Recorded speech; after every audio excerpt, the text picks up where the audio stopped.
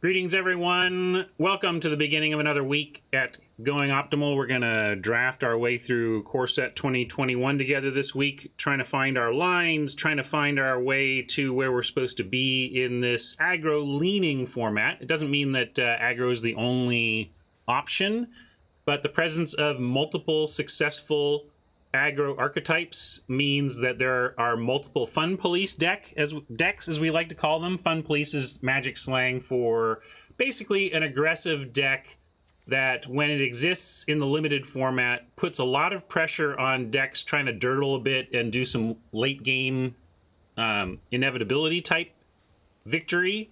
The aggro deck is the fun police because, you know, we all like to cast 7-drops and whatever, and aggro deck says, the fun police are here. You do not get to do that. You need to figure out how to win by 5 or 6 mana, or I'm going to kill you, right? So when a format has multiple fun police around, it doesn't mean that you can't do the late game thing. And, you know, it just means that in order to get there, you really have to ask yourself how you're going to win the early game, how you're not going to lose to the fun police, how you're going to escape the fun police effectively. And that's one of the reasons why, with no poll today, I've decided to jump into the traditional draft, the best of 3. I'm starting to feel like the nature of this format is such that I really want the ability to respond to what my opponent is doing. I feel like a format with multiple fun police type decks is going to be very well to consider its sideboarding options, because one thing that happens in a fun police environment is that you need to be prepared for it game 1, right? You need to be ready for getting hit by Boros aggro game 1. But if you play game 1 and it's just not a Boros aggro deck, boom, you can completely revamp how you're thinking about your approach to the game in game 2 and 3. And if it is an aggro deck, you can bring in more tools against that. You can cut down on your high end. So I think this is a format, my gut, not like I've done any data or paid attention here, but just philosophically, I feel like this format is going to reward sideboarding more than most because of the fun police situation. And so I want to try that today. And going to cardkingdom.com rewards you for your choices because they are purveyors of physical Magic stuff for your tabletop game, and they're incredible. Their inventory is great. Their pricing is great. Their buy list is second to none. Just completed a collection purchase because I do some secondary market stuff as well, and I bought a collection recently. And my benchmark was Card Kingdom. The way I worked with my client, you might say, by managing a huge collection, was to just basically go through. I basically go through this collection from someone who trusts me, and I tally up everything in their collection, and then basically give them Card Kingdom value for their cards up above a certain level, and then I kind of keep a little chaff down below for my work. But basically, fundamentally, I use Card Kingdom in my secondary market dealings as the benchmark with which I use to buy collections, and it's the fairest, most money I can give to someone using one place as a baseline for that measurement. So Card Kingdom is going to be your buy list go-to if you're selling cards, and you get that 30% store credit, and you can flip it into anything in their incredible inventory. So thank you, Card Kingdom. Appreciate the sponsorship. Now let's dive in, get into draft view, and see what the packs hold for us today. Right now it's here, John, but I'm working behind the scenes to grow this a little bit.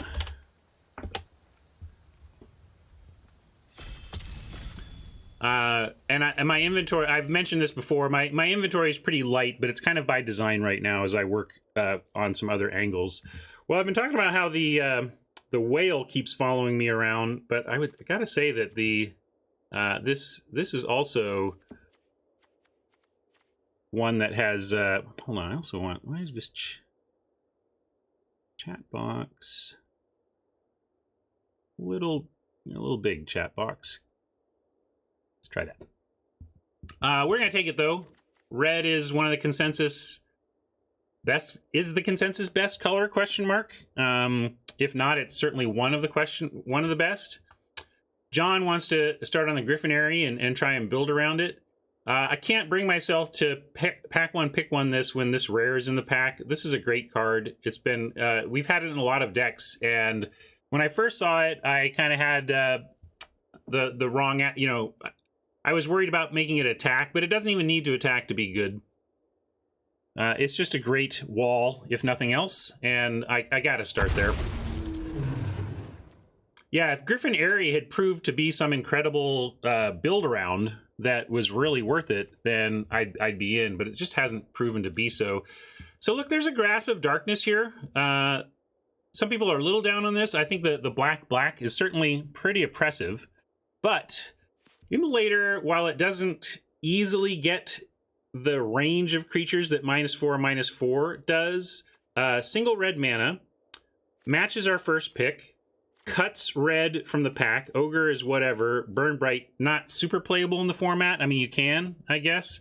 But yeah, I think Chad is figuring it out along with me. Immolator is, as an on-color pick, better here. If we had started with a black bomb, right? And this is how the first pick immediately starts affecting things, right? If this was a black bomb, we would absolutely take Grasp of Darkness. But on the flip side, given bomb, I don't know if you want to call it bomb, but excellent red card, we're going to follow with another excellent red card. Hey, Adam, glad you made it. Welcome. Another Immolator. Yeah, we're going to jump on it. I mean, there's tutelage. We could take tutelage here, but I just feel like as good as this card can be, sticking with the Immolator plan, taking 3 red cards to start, cutting all the good red from, I mean, Sure Strike is fine, right? But we're taking everything in red here that kind of demands to be picked, right? So I'm going to take the Immolator number 2 over the tutelage and respect what the table is giving us. And here we get a shock to add to the pile. What do we got on the wheel? I don't think the Stalker is anything to write home about. Classic 4 mana, 2 toughness problems, right? Empath. Obviously build around. You don't just throw this in a deck. Mistral Singer is a worthy note. We could absolutely take Singer, but I just don't think you can do it. Shock is good in the format, right? Shock is up and down. There's a lot of cards that kind of measure where a format is at that you see again and again. And like, how good is Shock in this format is an excellent question to ask about any given format. Even if Shock isn't in the format, you could ask yourself, how good would Shock be in this format? And in this case, because of the lowdown fun police nature of it, it's actually quite good. And I do love that blue flyer, but I can't see taking a blue flyer when we're in one color here with great picks, and I don't feel like we should pivot. Here is the first place where, like, Battle Rattle Shaman is fine. Crash Through is fine. These are fine. All the red here is, quote, fine. But in this case, we do have Gale Swooper, which is better, and Rousing Reed, which is better. Do you want to take one of the better non-red cards now? Yeah, we're in best of 3, Fenor. Fenor getting extra tips.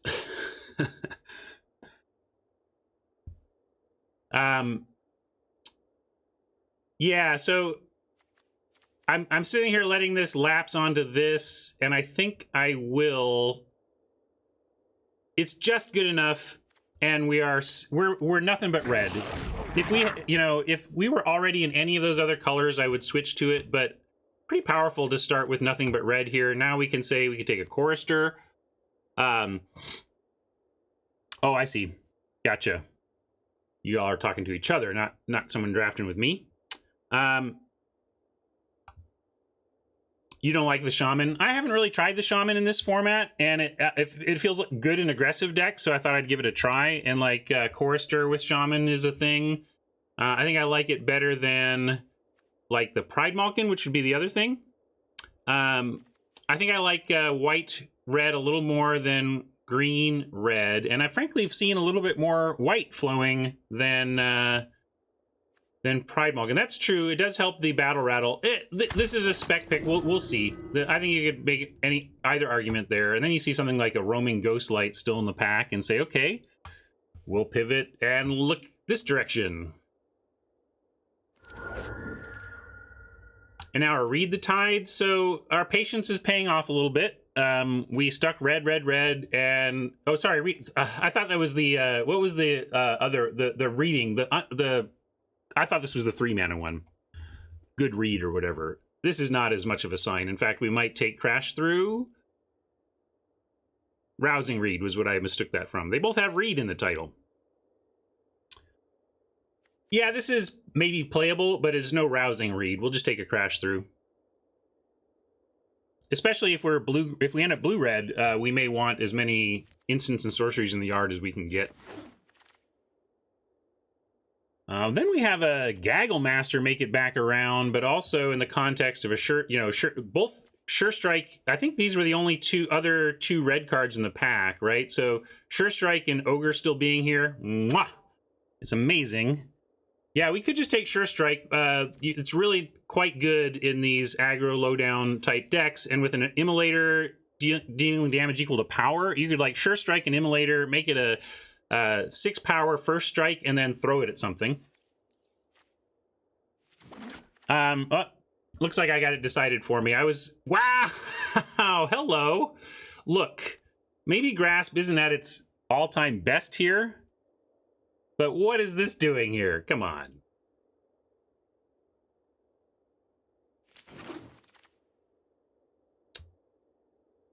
And we're best of 3, so we got to keep that in mind. We could take a Destructive Tampering on that front. I'm going to spec on the battlements here, though.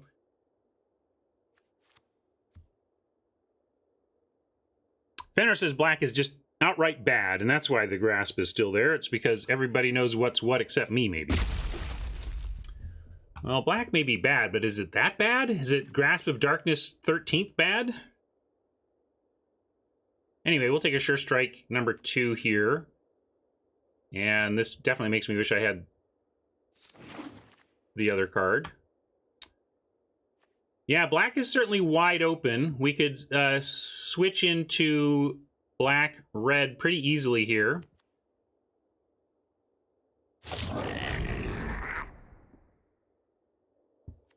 So, clearly nobody wants to be black. Clearly we have a nice lock in red. We should probably be looking to be black-red here. This Grasp of Darkness that late is no joke. Although this Lieutenant is pretty bonkers, right? Oh, this is maybe not the one I was thinking of. Still all right. We just take a shock. I think we could take the Lieutenant on spec, even though I'm thinking we'll probably end up in black with what the table is telling us to do. Yeah, I would love to get this Acolyte. All right, let's start with the Lieutenant. We'll stay open. I think we're going to get black shoved down our throat, but there's no black to take here anyway that we care about. And no red. The shock is nice, but we can spec on the Lieutenant in case we end up white. Another Immolator. Carrion Grub is really nice for the Reanimator and has generally overperformed in the black decks, but if we take this, we'll try to get this on the wheel since nobody seems interested in black anyway. We'll take a third Immolator. Why not Shock here? In this case, because I actually believe Immolator is better than Shock. We want 2-drops galore, and this is a great one, and getting a third one is kind of nutty. I don't think Shock will wheel. I think we got a pretty good foothold in red, but it's not like we're the only one in red. I'll be super shocked if it wheels. Fabled Passage doesn't suck, and what is fighting for it here? A Crash Through we can probably wheel, and a Turn to Slag that's falling in value, and another Carrion Grub. Here's the Carrion Grub Rise Again type thing. I think between gems and fixing, I actually like the Fabled Passage here. And yeah, you probably just want the payoff. Although the thing is, you can play Carrion Grub if you're not doing Reanimate. You can't really play Rise Again if you're not trying to reanimate something 7+, you know? I'm going to take the rare. Playable gems is good.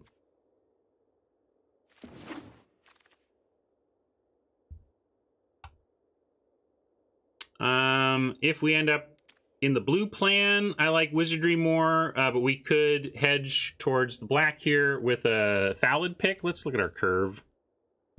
Yeah, we're not much going on at 3.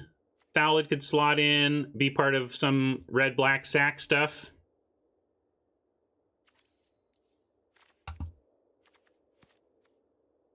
Yeah, Wizardry with 3 Immolators is a reasonable call.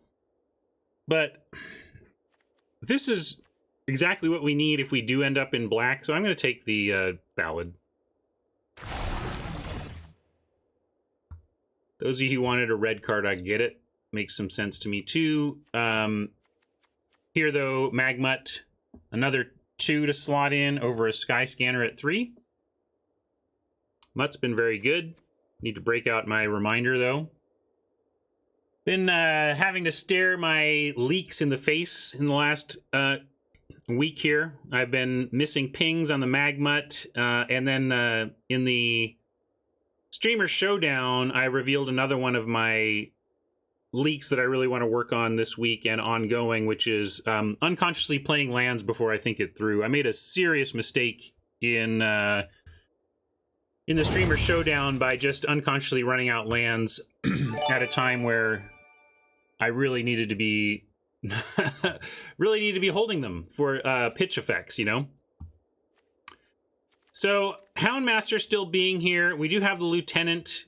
We have the Fabled Passage. We're not locked into black yet. Grasp and Deathbloom are kind of the draw to black right now, but Houndmaster, Chorister, and Lieutenant are really nice draws into Boros. So I'm going to take the Houndmaster and keep the Boros option open. Chrome Replicator, how well are we set up to do that? We have the Trips Immolator. That's about it, though. And we do just have a Spellgorger Weird here that I think is just going to be better for us. I'll find a... I do want to try this. I keep looking at it and then not taking it because of reasons. So far, I think I've liked my reasons, but I'm gonna take the weird. People are pretty high on dub for this format. I'm still kind of low because I don't trust it in the context of shocks and instant speed. Deal 3 here. Take the Cur because we have the Master. Although I would like this Charger, but and the battle but Cur is also we might not even be white, right? We still might not even play the Houndmaster, so we'll take the Cur because we know it's gonna make our deck. And here's a kind of a decision point: do we want a random red 4-power 3-drop, or do we want to take something like an Imp or a Blackguard in case we get pushed back to black? Think it's Ogre or Imp. I feel like the white is being more appealing to me right now than the black as we make it through this pack. So nice to see both of these. Do we want the clunky removal or more card flow? I mean, we have Immolators and Weirds to power up here. Of course, this does it too. I'm going to go Crash. I think it's what this format is doing. We get a Wizardry here, too, that we would play. We're done with the blue consideration. Tampering. I'm going to bring in Tampering for the board.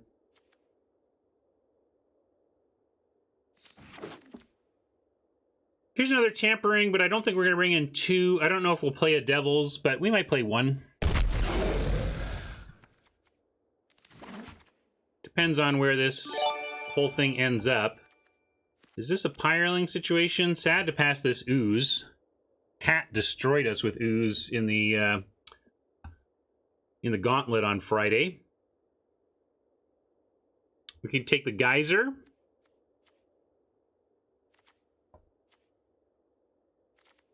Just, I'm highlighting this not because it's best, but because it needs help, and I'm trying to see if we even have the help. And the answer is not really. We've got like the one Magmut or whatever, so geyser slots into the curve. It's okay. It's not as good as it looks, but it's fine. You look at it and live the dream in your head, and then you play it, and it's like, it's all right. Augur. Boy. Let me take it. I guess we take an Augur.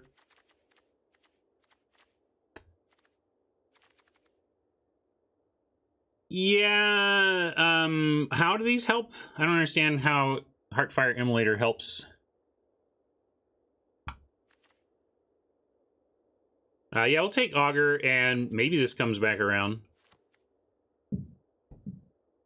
Swift Response is interesting, too. Maybe I'm being a little too creature-oriented here, Fiddles, but Augur has been so good in blue-red spells. Yeah, it's overrated outside of a heavy spells deck, but we're trying to kind of get there. I think I'm going to put it in, and I'll take it, and we'll see. It's been great when I've played it, but I've only played it in the context of blue-red, where it's obviously going to be at its best. Another Sure Strike seems wrong. Here's a Finishing Blow. If we are we white, or are we still figuring that out? Because we could take Finishing Blow if we're not sure. And yeah, we're definitely not green. Defiant Strike certainly could go in the aggro lowdown. And it works with these immolators. Yeah, maybe we should just play into the triple immolator we have and be really low down and take a Defiant Strike over another Sure Strike. All the strikes. All the strikes. Sky Scanner. Hobble Fiend, though, just slots in at 2. Warded Battlements again is here that we could consider. The thing of the strike that I'm trying to play to the immolators, and the warded battlements don't trigger prowess. So that was my thinking there. We are pretty stacked at 2 now, though, so we could take a battlements here over a another 2-drop. And yeah, I think I'm leaning more white than black at this point, so I'm going to take battlements over Thallid. And Sky Scanner's interesting, but didn't quite get there here. Oh, black rare, making us wonder if we should be doing that. We also have a Battalion.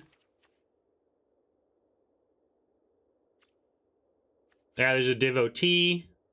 Sorry, I was thinking, I confused this with the other 2/3 for 3 that has a 2-mana ability.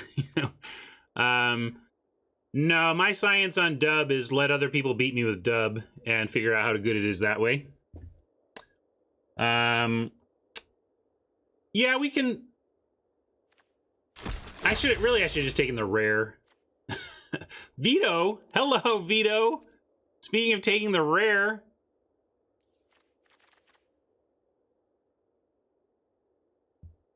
You want to take the dog or pivot back to black? Help me, chat. I don't even know. Deathbloom Thallid.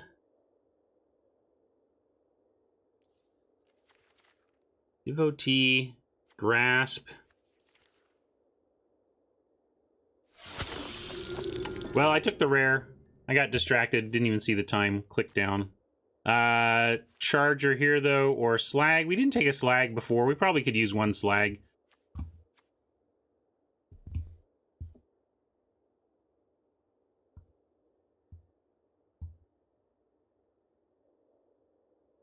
Yeah, we saw black wide open, and it hasn't really changed. Well, no black here. Green was also pretty wide open.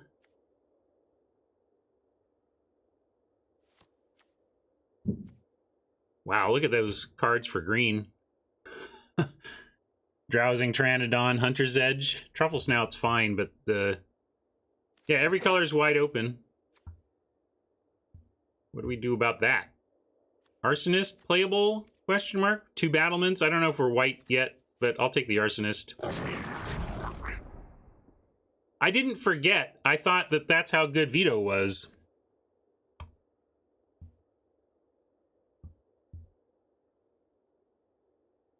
Another Sure Strike? Maybe. Maybe this is just like beat our Sure Strikes.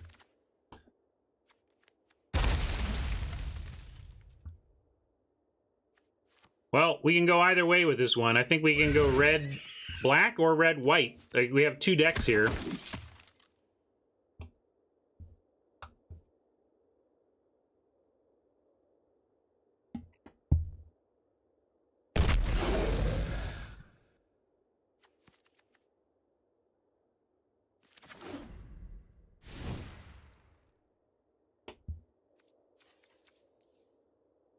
All right, let's start by seeing what a red-black deck looks like.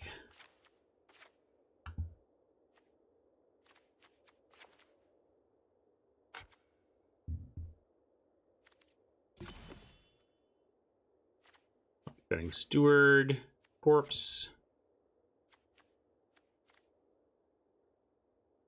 Devils, Ogre,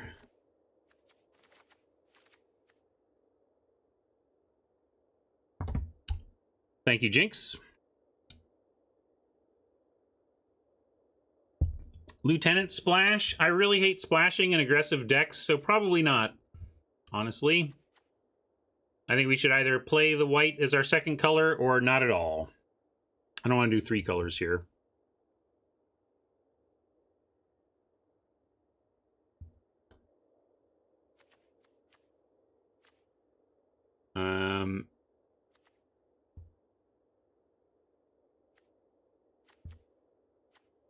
Got a Sure Strike from this one. Maybe 1 Arsonist. I could even shave a land here with the Crash Through Lubrication.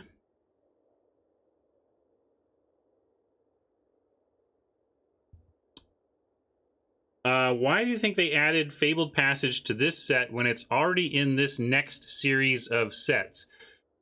It may be setting up for the next year. Like, let's see, Fabled Passage is in Eldraine, though, right? Where did Fabled Passage showed up in Eldraine? And Eldraine... Does Eldraine rotate in the fall? If Eldraine rotates in the fall, that's why. If it doesn't, then I don't know why. It's kind of weird. If it would be very explainable if they were setting up for it to not rotate out. But if it was already not going to rotate because of Eldraine, it maybe they just love this land and want more people to have it. Yeah, they just want more copies of this in the world. I don't know what the price is on this right now. That could be... that's definitely an indicator, although the thing is, they probably had the contents of M21 locked up before they knew what the price of Fabled Passage was going to be. It's a great land design. It's a rare Evolving Wilds. Basically, when you see Wizards make a rare out of a common, that's them taking like a victory lap. You know, taking a staple common and making it into a staple rare. That's good for business around WotC.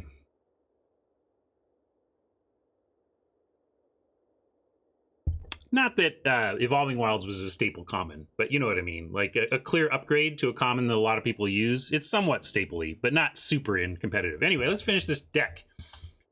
Maybe actually we cut a Fetid Imp in the red-black version. I'm going to go with this as just a... first look and say done, and then go back in. Now that's saved, so if we decide that white is much better, we can, or black is much better, we can just abandon the white deck.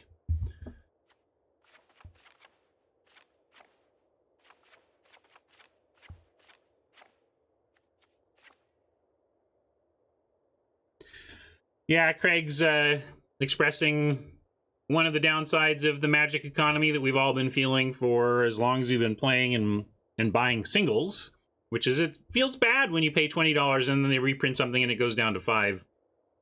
Really, when it comes down to paying weird amounts of dollars for pieces of cardboard, it has to, on some level, be about the experience you're buying, Craig.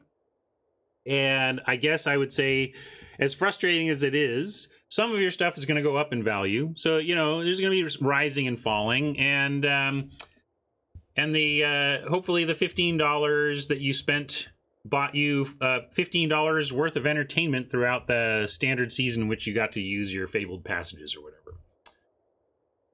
Yeah, and also, Craig, the flip side is the people who don't have it yet get to go, yay, I can afford fabled passages now. I really needed them for my deck, and I couldn't spend $80 on 4 of them, but $20 on 4, I can work that. I can do that.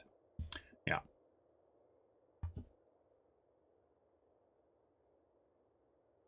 But my joke in the building when I worked at WotC, and my joke is always that every player wants the stuff they have to go up in value and the stuff they don't have to go down in value. It's just the truth of Magic players. The truth of humans. I want that which I do not have to be more acquirable. I want that which I have to be more valuable. Deep insights into the human psyche here on Going Optimal. All right. White.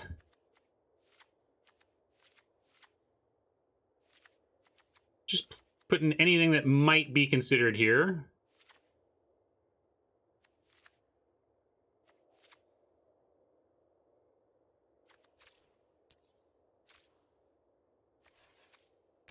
I do think we can go 16 on this regardless. And what 5 cuts would we make from this build? What are we just mono red? What happens if we mono red with a very light white splash? Like, what about mono red with a lieutenant? The Houndmaster is okay here, but it only gets Kerr because I used a pick on Veto here instead of taking the Hound. That was debatable, but the clock was running down.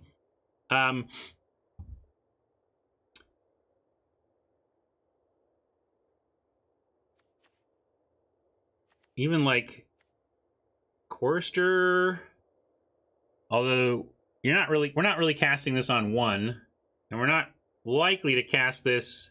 Don't worry about the land count yet, Krauser. Let's worry about what we're playing. We'll fix all this at the end. Don't worry. Land is what I tune last once I know what my spells are going to be. Yeah, Devils could go back in. Second Devils.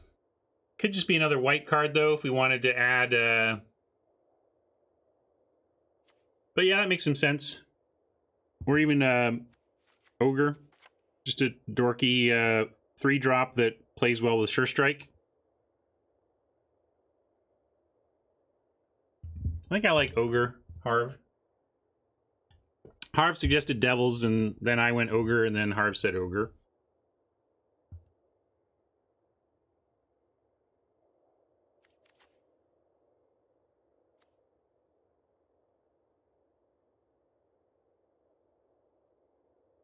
And I won't forget +1. This some stuff naturally gets +1/+1 counters. We could cut maybe 2 Arsonists is too many. Would I play Passage in mono red? Probably not mono red. No, I would play Passage. I would play a land like a fetch land in a constructed mono red to thin lands, but I don't think the 1 land thinning is worth missing playing on curve in your first 3 turns.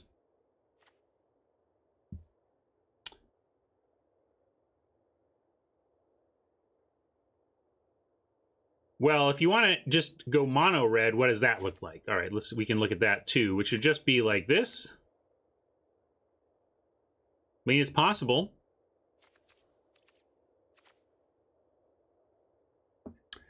Thing is, Houndmaster being a 2-for-1 if we can draw it before the Kerr, and it's not great though. Honestly, you might just maybe just single splash the lieutenant, like bring in lieutenant.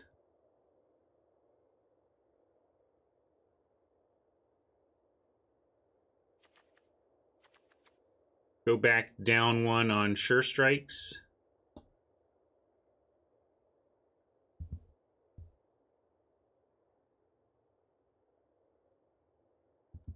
Yeah, I'm running lieutenant. I think I don't think mono red is correct. It's so easy for us to run in lieutenant with a fabled passage and a few planes that were effectively mono red and have an incredible splash. Yeah, we could cut the devils for that splash and keep our sure strikes up. I think sure strike is. I don't want sure strike flood. Like if you get two sure strikes in hand, you can be in that real awkward spot. Yeah, a battalion wants to be out on 3. That's why I don't want to do it. This we're happy on turn 9 or whatever, but most of the other white stuff we have, we really want to deploy it on curve or we're not super happy with it. So I like just the single lieutenant, and my real question is, are we doing 2 pitch burn? Are we could do 17. Maybe we have it with the volcanic geyser. 2 crash throughs, though. I think we can really do 16. Shade John asked, why not the Houndmaster? The Houndmaster gets us the cur, gets us a cur only, and really wants to be cast on curve to be good.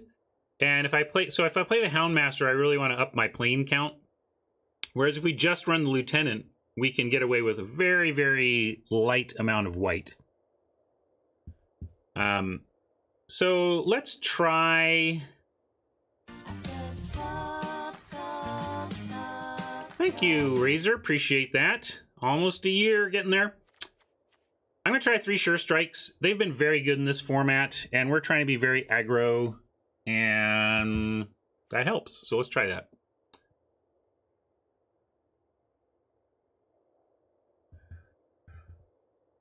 And Augur, just okay here with this 9 non-creature count. At least most of our non-creature, I think, let's see, 1, 2, 3,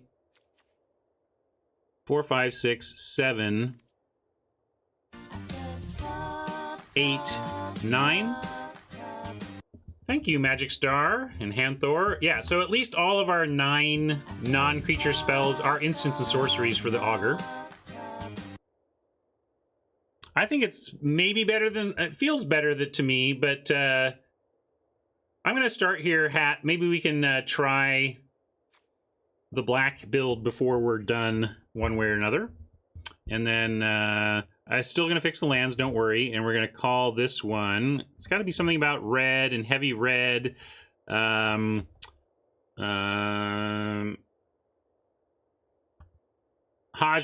wants the Houndmaster in. You think it's worth it just because it's a 2-for-1 late?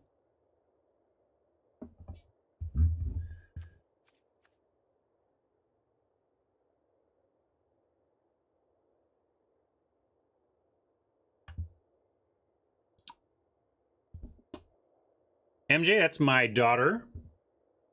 She sang backup for that song for me. If you don't know the original source, I'm sure somebody can link it. But I made a karaoke video for chat. I don't think Geyser is bad. I like where I landed on it, which was it looks a lot better. It looks a lot better than it is, but it still does enough to be worth running as an instant and good, you know. And it does go to face, you know. You can fire this off for the win. It's a little slow. A 4-mana shock is pretty awful. You're right, but I think we still run it here.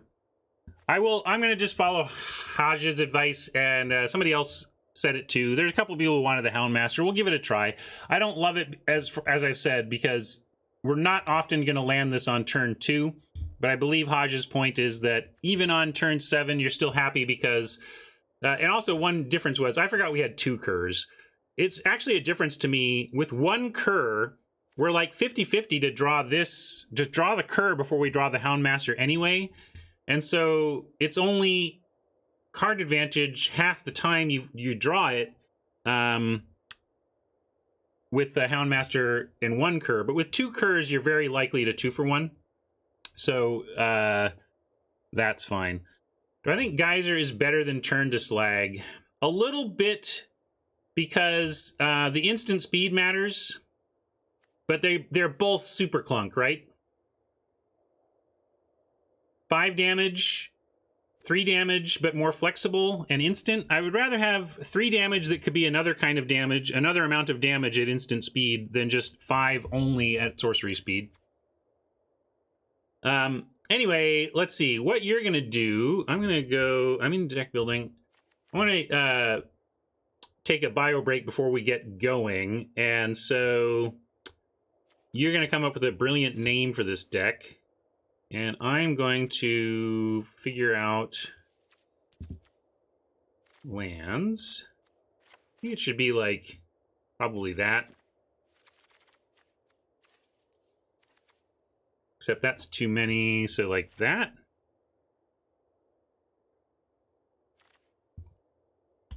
That's good. We can go call it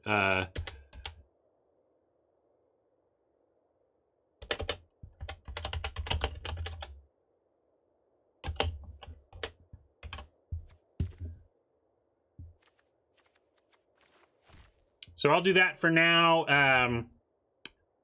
I'll come back and finish up on the bling front. I would like anybody who has redeemed bling to let me know what you want in your bling slots. I'll be right back and we'll get going, okay? Hang tight.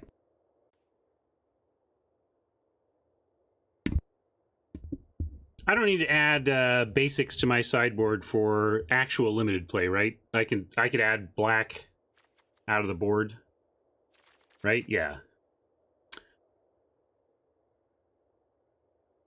Weird science meme? Sure.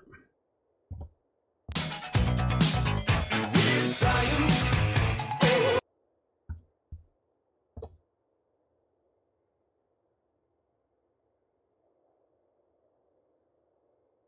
And let's see, Mike redeemed box. Vito.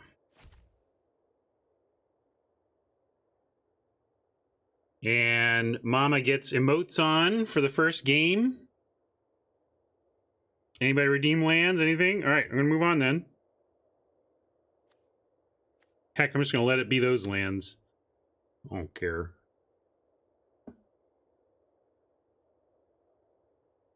Oh, you changed your mind about the Houndmaster. Oh, Mirage lands. Okay. Thanks, Tron. Was looking for info.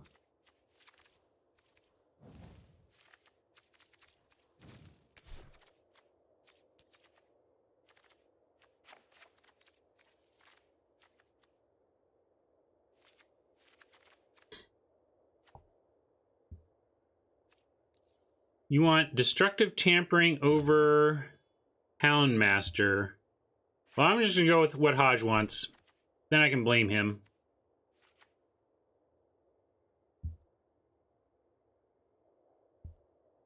That means you can probably go to 3 planes.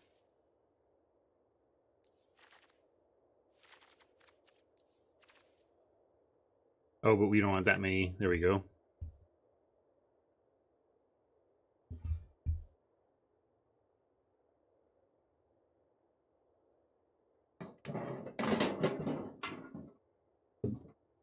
This one? If that's not what you meant, let me know.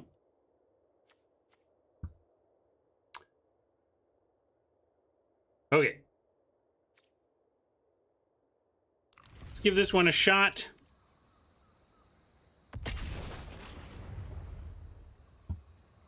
Let's get to battlefield view. Let's get data right.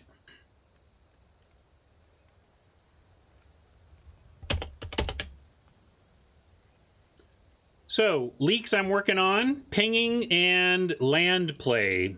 I need to get into the habit of asking myself at, like, first with the deck, at what point might I stop playing lands and why? And like in this case, we have Kinetic Augur that we may want to pitch lands with. And it's a low-down deck that stops its curve at 5. So basically, when I get to 5 lands, I need to be asking myself if I should be continuing. We do have a Geyser that asks us to play lands, and that's part of the challenge. But I'm just, again, trying to retrain my brain a bit to better assess land drops. Looks like we're missing a color, but we're not really. I mean, we are, but we're not. And, sorry, this is...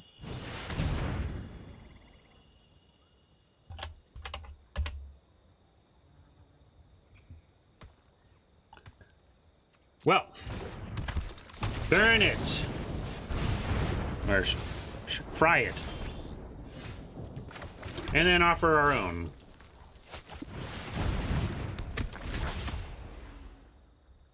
Here comes their shock to shock our shock before it can shock something else of theirs. Oh, sorry. Tell you what, Mama. Here, I'm gonna put it on, and I'll leave it on for 2 games for you. I'll leave it on for the whole match for you.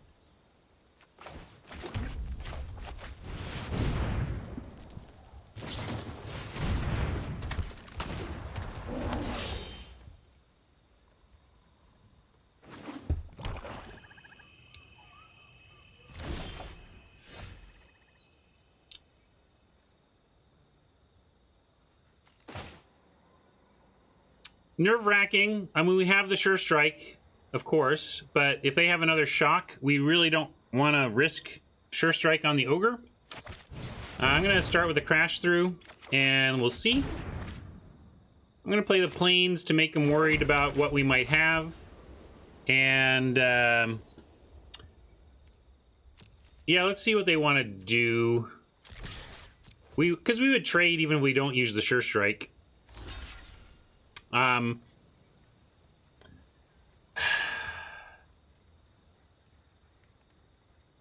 I don't... Fenner thinks this is clear and clean and clear. Yeah, I'll just say I'm not going to do it until they pump. If they pump to go out of range, then okay.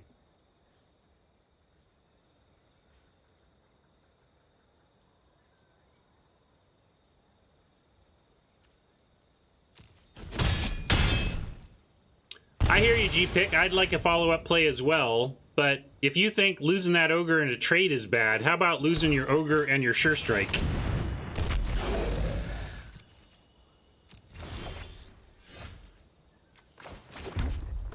Found something.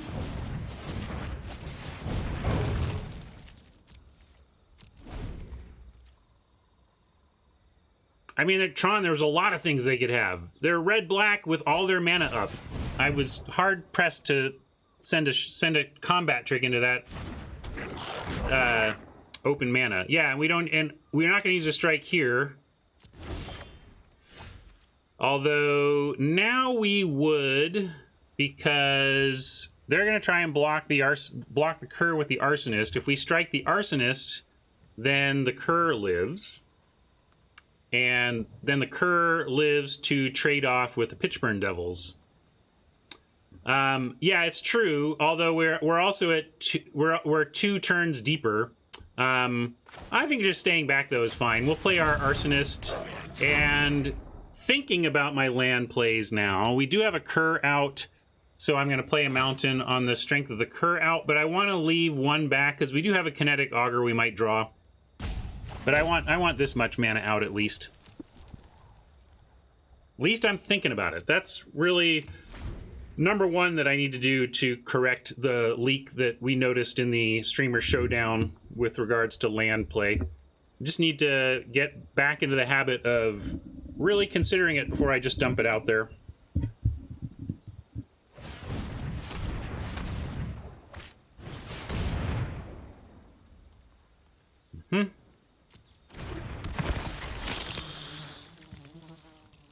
Yeah, no, I only played our Arsonist after I decided we were not going to swing into theirs.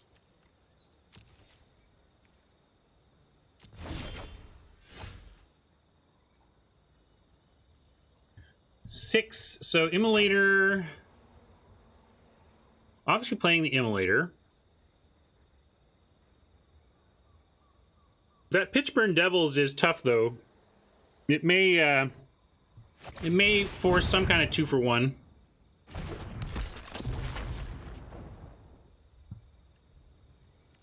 Yeah, this whole thing is looking to trade off with each other, right?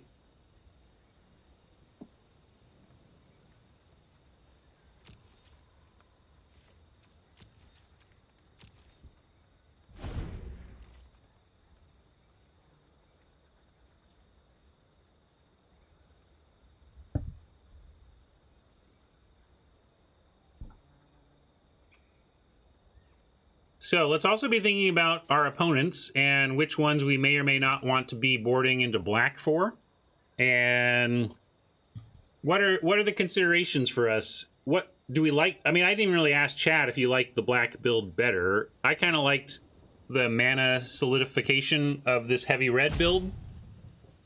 If we go black, we need to really even out our mana between mountains and swamps to support the Grasp of Darkness and the Veto activation. So this is much easier on the mana. Speaking of that, we got plenty of that.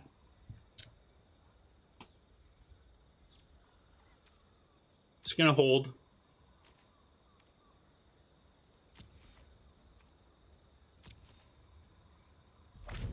But the mana balance doesn't support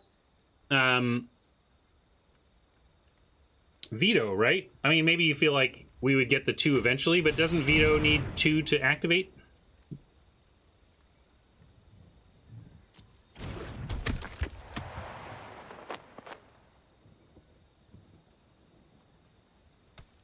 Okay, you got a good argument then. I thought it was 3 black activate though, Mike. I suppose we could look. And it still might be worth it to do just a little bit heavier of a splash to support Veto. But at that point, I think we support Grasp too.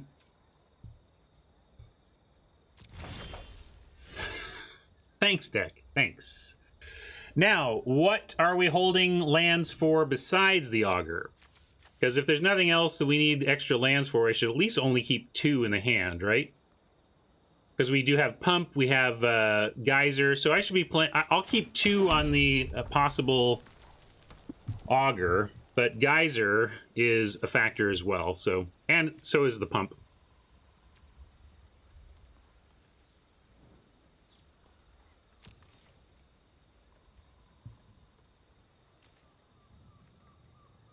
Oh, I might not have it open here. Sorry, yeah, here's your daily reminder for me to open Cardboard Live.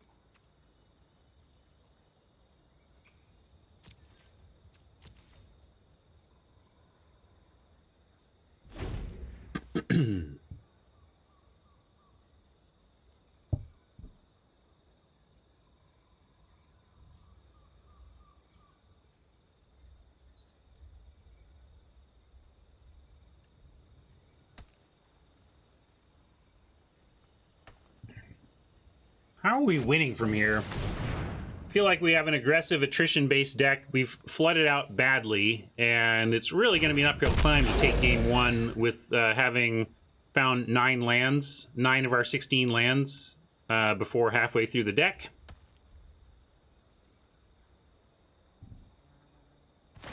Auguring into threats would be nice.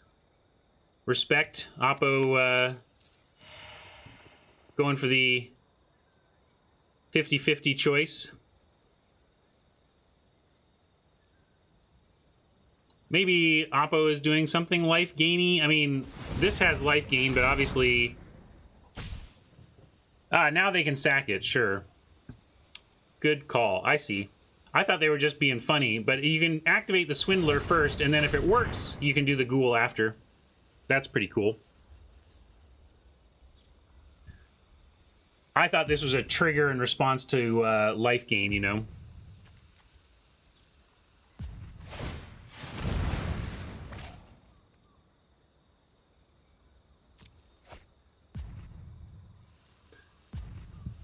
Does that mean we have to break up this combo with Immolator?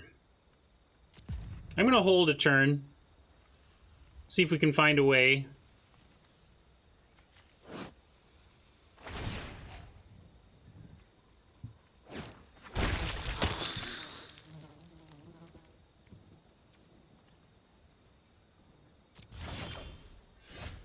Thanks, deck. Excellent work. Just what we were thinking we could use.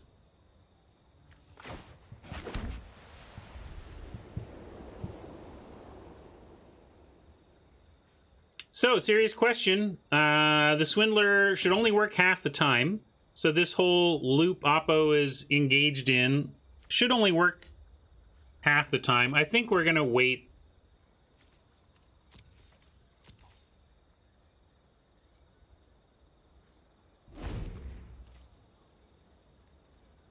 Gaius Marcus, feeling familiar here with our flood.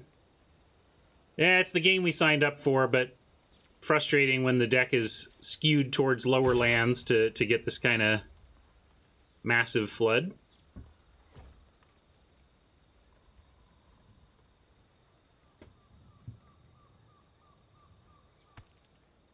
Well, Oppo is interested in blowing up the world.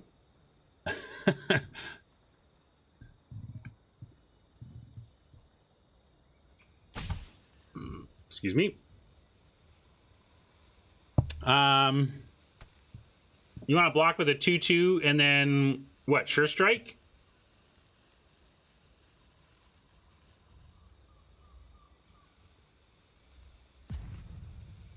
Yeah, that's fair. If we were thinking about killing the Swindler anyway, it's reasonable to do this.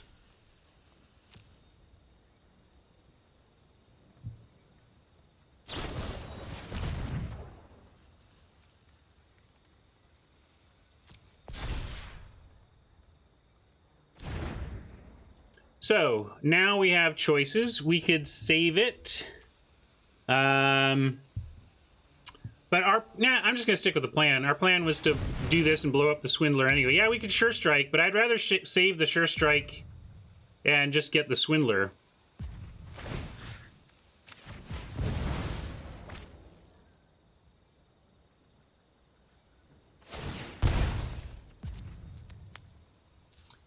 Thanks, Adam. Glad you could make it. We'll see you next time you can swing by, okay?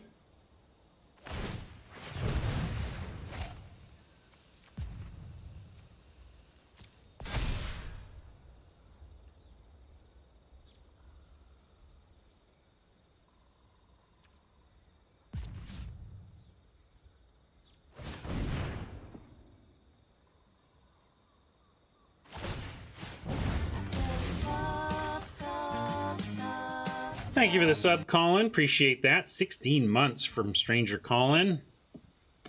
Huh, why do you think they're going for that? They gonna finish it off? Or they just don't want our arsonist to die? Oh, Death Touch, sure, sure. Nice. I didn't see that coming. Good play, Oppo. Here's the tampering Hodge wanted over our Houndmaster. Houndmaster would be better here, but I understand why Hodge thought this was the right include.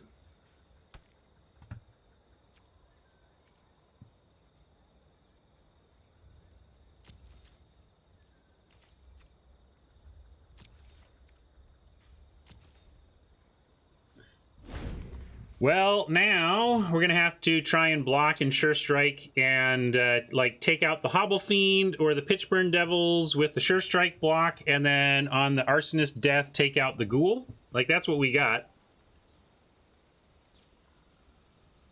My take on Tavern Swindler is that it's just a bear unless you're doing something with lifelink, and the fact that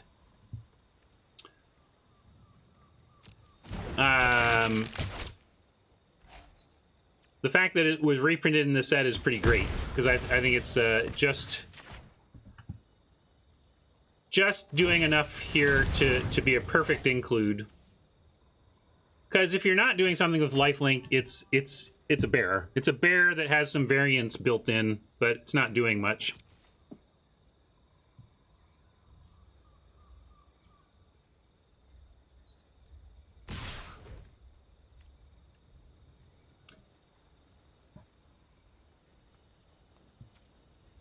Why did we do what? Which part, Herschel?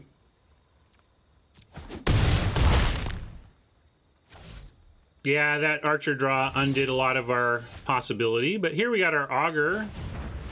Our patience in holding our lands, maybe? Maybe? Oh, it's not anti-flying, it's reach. It's close out the game.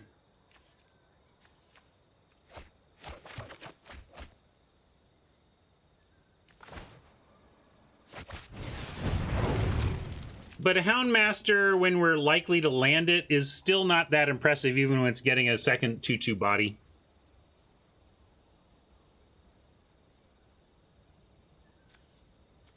Now we got geyser considerations, so we'll keep playing our lands.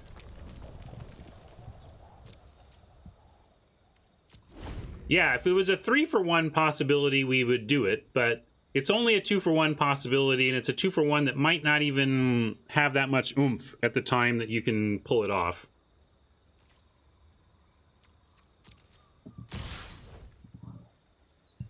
All right, so only hope here is that Sure Strike on Pitchburn Devils works, and the Devils only gets the Magmut and the Sure Strike.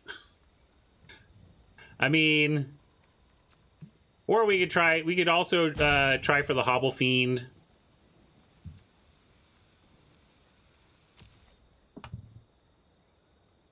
I suppose it's just like we're gonna have to get this eventually, but maybe we start with the Hobble Fiend. Yeah, that's a good point. That's a good point.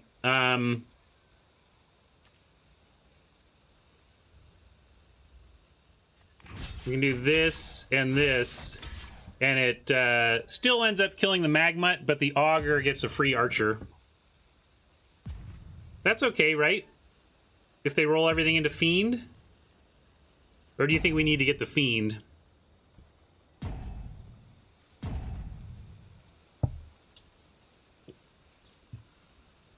If this, 6/5... Yeah, maybe we just need to try and take out the Fiend now. Like this? I'm gonna do this.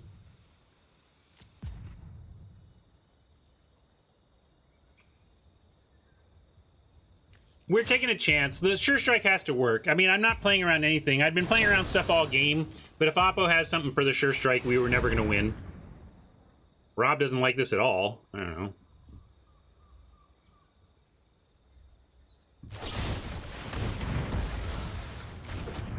They still have to sack the Devil, though.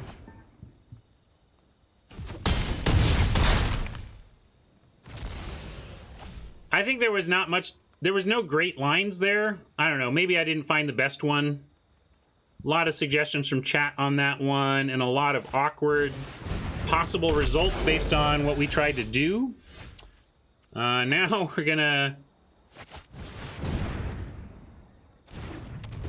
do this.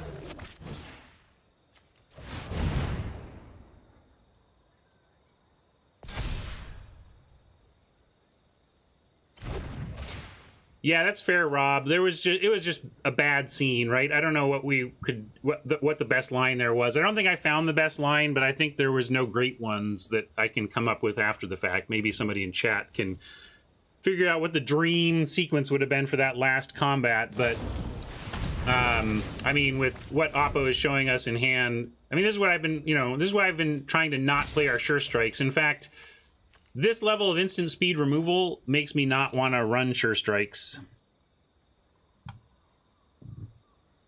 We can be done here. What a rough start.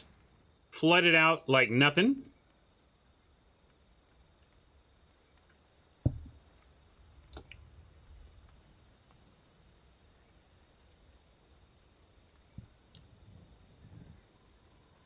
Mike thinks double block Fiend, make them respond first by sacking or spelling, then respond. Maybe we dodge the removal. Yeah, double block was the answer there.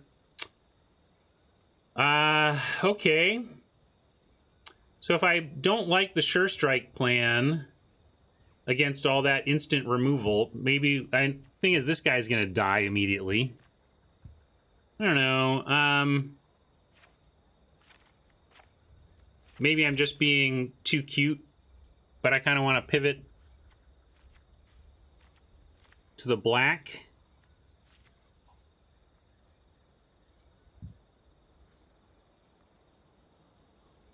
Yeah, we could put in another Devils. And...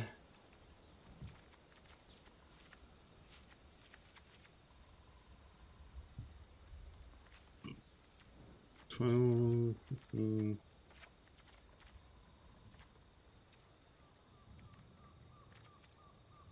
yeah, Devotee can come in. And then got 52 seconds here to make some other cuts.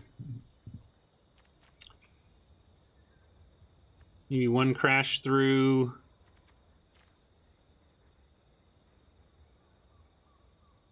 Oh yeah, I think cutting the tampering is fine here.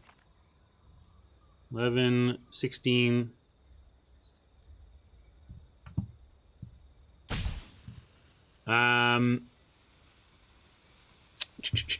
Last, maybe just an ogre? Yeah. Alright, trying this. Wizardry's okay. Wizardry was on the short list though, Mike. I like the ogre cut, but maybe Wizardry should have gone. I still want to have some spell count in here. And I cut some spells to make room for spells.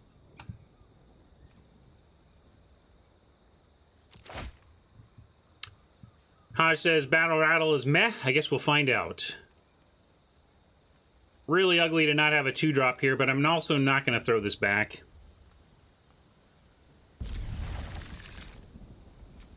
And I'll confuse Oppo with a Swamp.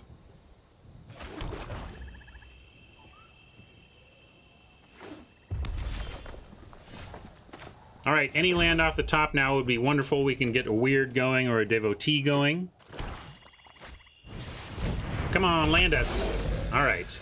Really sucky to not have a 2-drop. This deck is just chock full of 2-drops. Oppo has shown Shock. I'm going to drop a Devotee. Hodge said Mole. Because Hodge was like, you're not going to play anything on 2 with that hand, so why are you keeping? I'm greedy, I guess.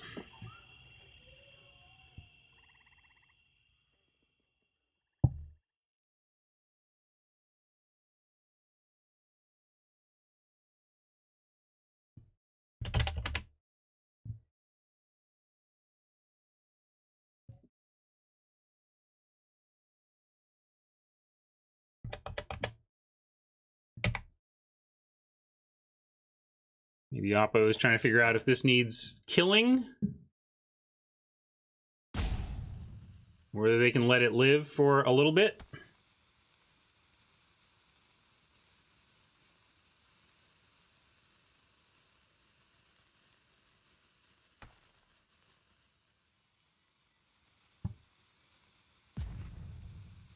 So it's more about both the lack of a 2 and the punishing how bad it would be to miss a 3.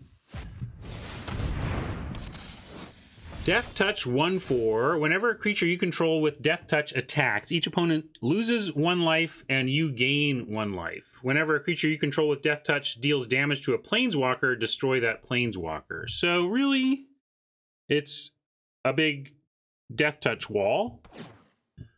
And that's going to be pretty good right now. But hopefully we find a swamp off the top or any other land here to get us going.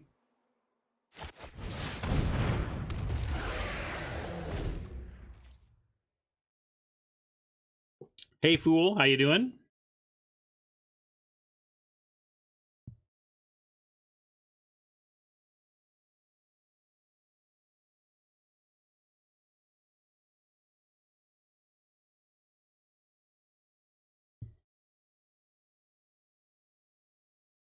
Geyser showing its kind of weakness, but also showing that it still finds stuff. Like if Oppo taps out, we could use the Geyser to take out the Hobble Fiend before it grows or whatever. Yeah, the Alchemist's Gift got us before.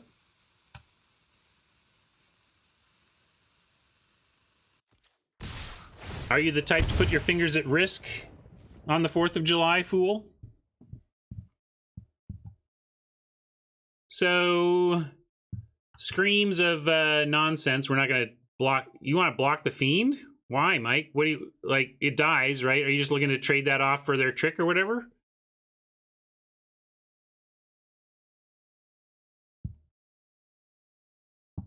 I don't know. My instinct is just not block anything and try and actually get use out of this later. Removal or 2 things. Well, yeah, I'm sure they have it. Like, do you want to trade the devotee for removal is the question? Because if we block, they remove it. That's what's going to happen.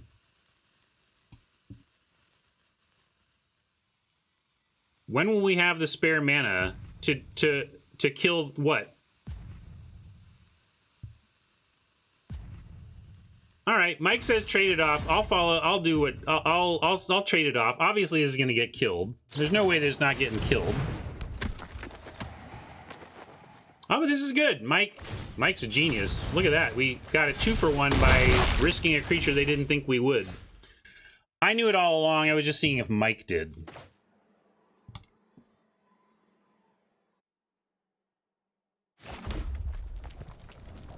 Oh, you wanted to trade the weird? Well, let's find out just how good the battle rattle is here.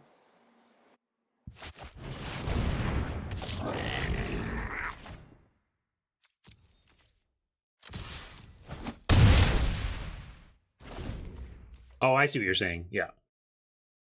To Mike, this was just a 2-3 for 3. To me, I saw late game potential. We ended up stalling and going pretty wide, Mike. So I did see a world where this was going to crank out significant 2-2s for us. But that did create a... I was just expecting Sure Strike or a 1-for-1. You know, if we could have exposed the hand and you could have showed me that by blocking we forced them to 2-for-1 themselves, it would be no brainer. I just wasn't... I was expecting a 1-for-1 and wasn't sure we wanted a 1-for-1.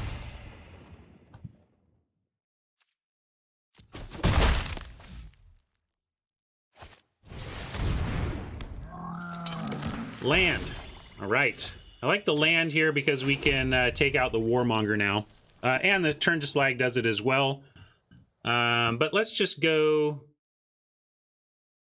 Volcanic Geyser while it can do a job.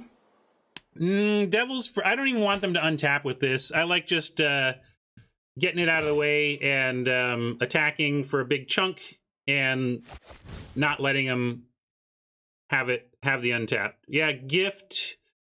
Ooh, that's a good point. Sorry, Rob points out that they showed us gift in the first game, so this could become a 4-4, and it would really suck to lose that aspect.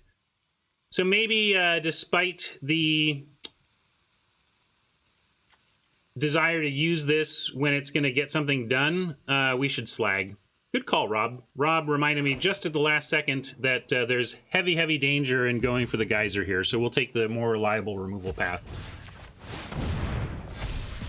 Although no response, no pause whatsoever, so that does give us some clue for that it's not in their hand right now.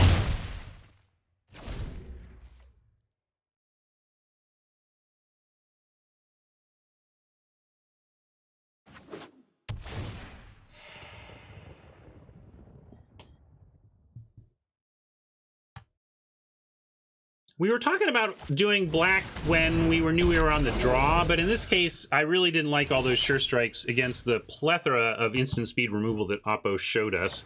Second Swamp is great. Grasp of Darkness is online now. We can... Do we Grasp before heading in? I guess we would trade Rattle for the Fiend. But with Death Touch, they're just going to block. So we may as well... Actually, let's do both. Let's Grasp the Bright and then Geyser the Hobble Fiend. Let's just do it all.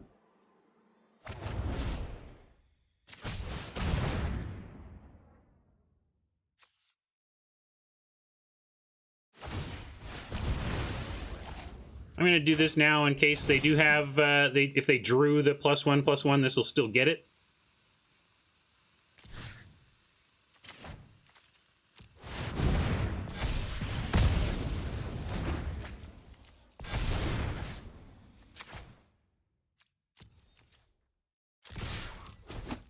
Now Devils is lethal if they don't gain life, along with our 2 lethal attackers.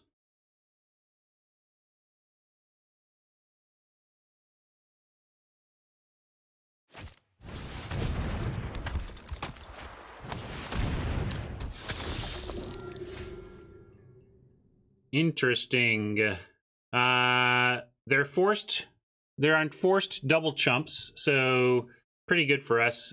We just shock the Swindler and win target game.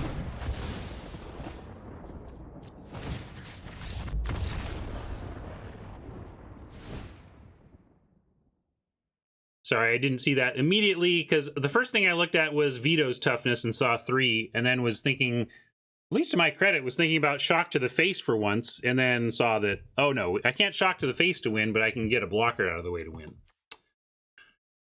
So, that worked much better when we didn't flood out, and I think I just like running this back. Anybody want to pose any changes? The Ogre was our last quick cut.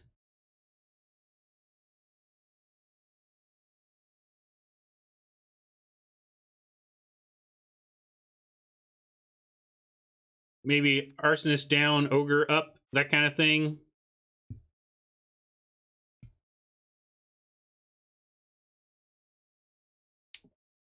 You want 12 mountains, 4 swamps? Oh, you want 6 swamps? Yeah, we might with that removal, we might need to do this. That's fair.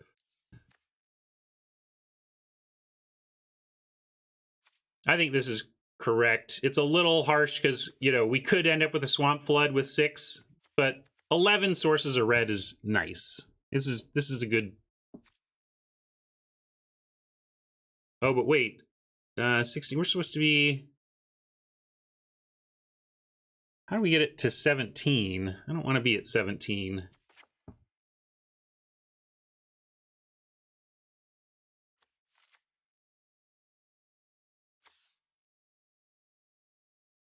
You want to go back to 5 swamps? Yeah. Now that if I want to be at 16, that does seem like too much to me. I really want our red to be pure and available.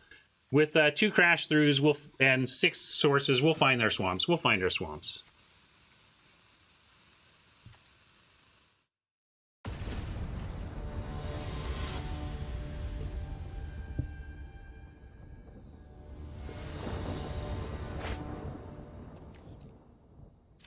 Okay.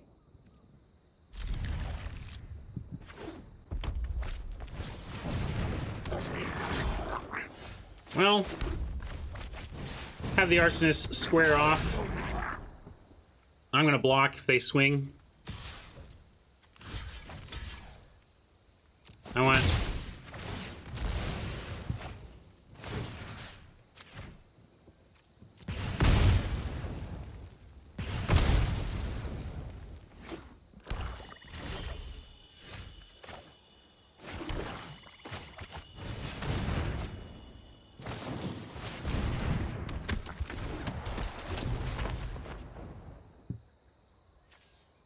We're going to run Vito out there, unless we find something else to do.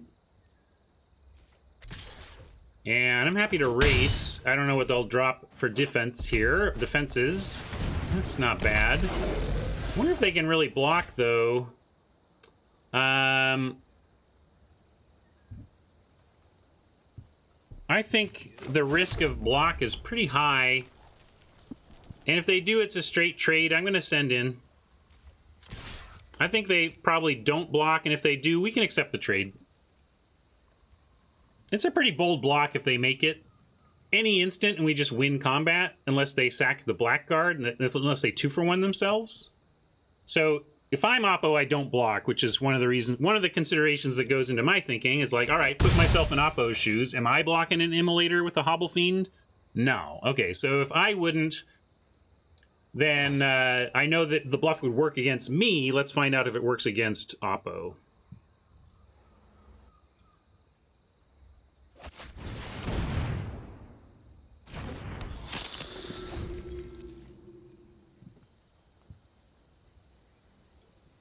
I get it.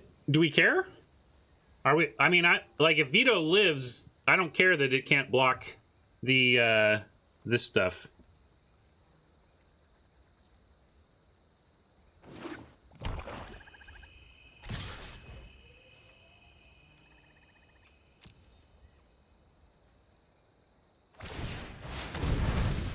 Great. Fapo's spending 3 mana on turn 4 for an extra point of damage. Could not be better for us. Finding this is also probably one of our better draws. We turn on the double black aspect of Vito now. I'm gonna sandbag it so that Oppo doesn't know Vito is close to active. They may decide it's not a priority because we're not showing the second swamp.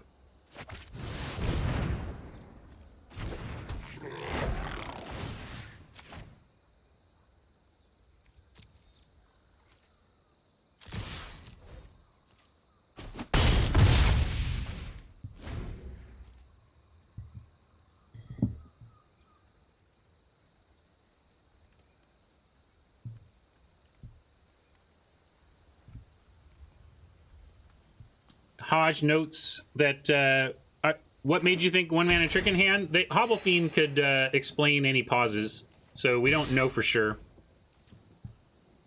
But they showed us a 1 mana trick that we should keep in mind.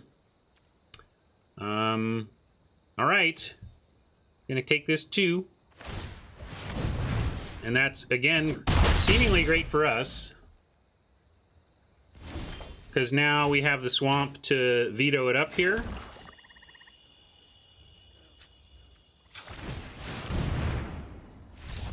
Yeah.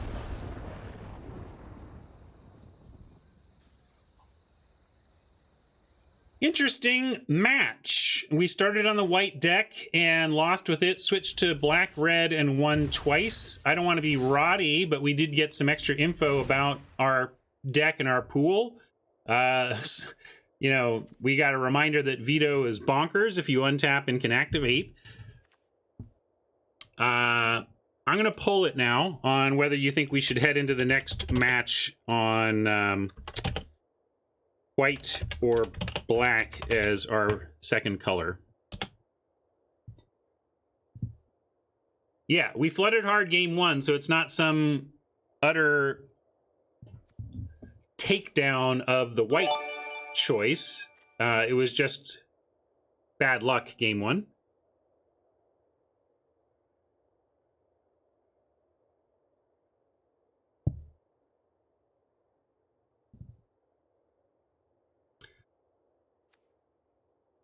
Asteroid the Contrarian. All right, we'll splat. You got me. I think Asteroid is right. We'll play all the green we have.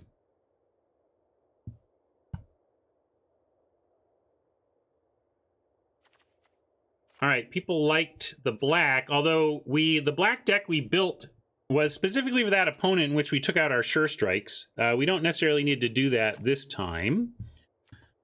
But we cut an Ogre. I'm trying, Tampering went. I think we can cut 1 Sure Strike, though, given the needs we were seeing. Then we bring in that. And we 12, 13, 14, 15, 16. We still get 1 slot in that case, which could go to another Devils, another Crash or another Sure Strike. I've been resisting Imp, but could be correct. I've been resisting Imp just because it's not the aggro 2-drop we want it to be, but, you know, you could drop it late and it still does something. No, I dropped back down to 16. I think I went 17 once on accident and then made it 16. Oh, hey, good game, Gloss. Made some nice plays there. We got you in the end, but was loved some of your tricksy stuff going on. Boy, that one board in game one when we were just, it was like a classic movie standoff with everybody pointing a ping at a different thing's head.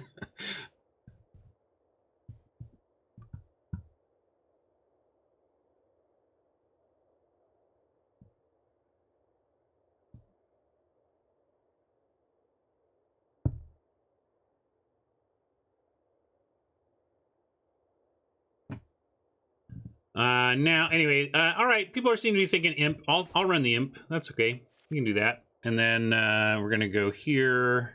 Suggest lands, except not those lands.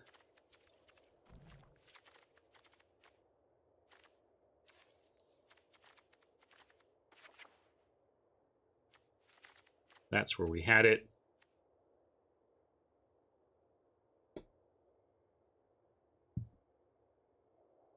All right, let's go with this.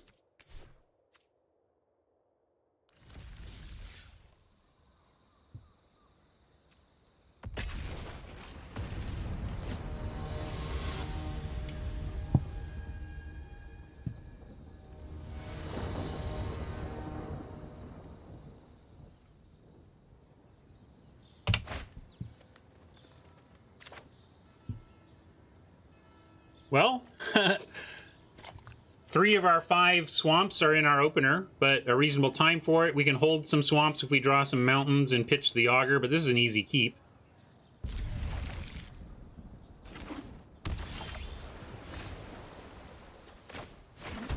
Nice. Cur for turn 2 instead of Imp or Darkness is nice. Cur and Imp are similar, but I would rather have the Cur threat of activation than Imp threat of activation for turn 3. Yeah, we obviously are heavy red, and then the draft just gave us basically a white splash or a medium black inclusion, and we weren't sure whether to be medium black or light white. Probably playing the swamp after combat to run out the fetid imp. I can do it now. I mean, yeah, no, we don't even need to. Like, the Cur is not going to be blocked, and fetid imp is a brilliant block too because it blocks without trading. It just eats the Larcenist.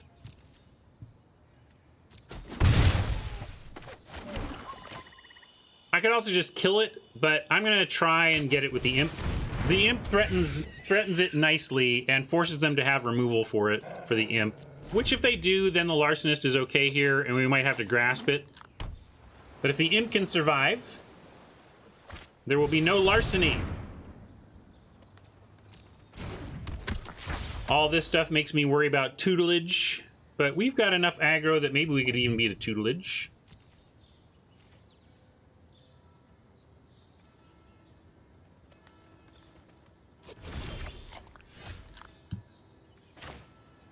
Rocking the Sure Strike. I'll send in the Cur, leave back the Imp, and we could auger away our 2 lands too, but I like getting tricksy with the Sure Strike first. If they just take it, then we can just do no pump and auger after. And if we use Sure Strike as removal here, that's fine too.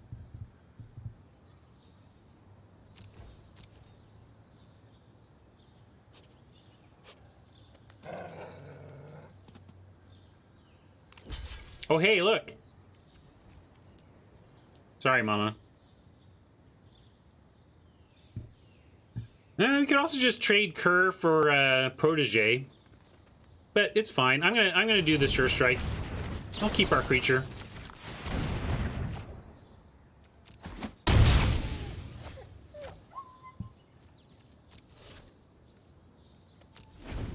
They didn't show removal for the Imp last turn. Of course, they're going to have more mana now. Maybe they drop the Ghost, the Bouncer. They can bounce the Imp here for good effect.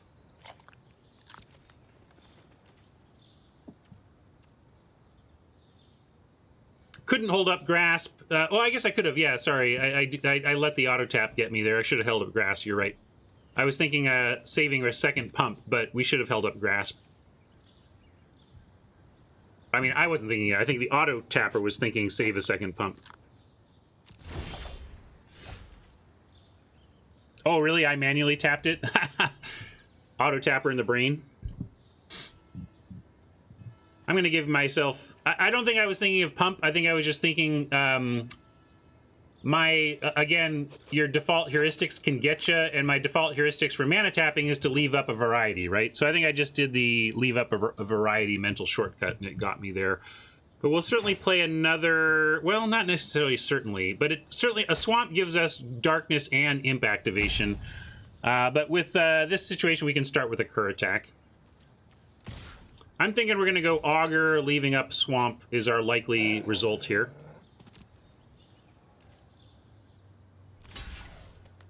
Okay. Now I will do it correctly. Give it one pump here, see what they want to do, and if they end up trying to use a whole spell here, we can grasp. Yeah, 2 for 1 seems good. Maybe. They've got 3 blue up, so we'll see. Could cancel this response, but hopefully we get it.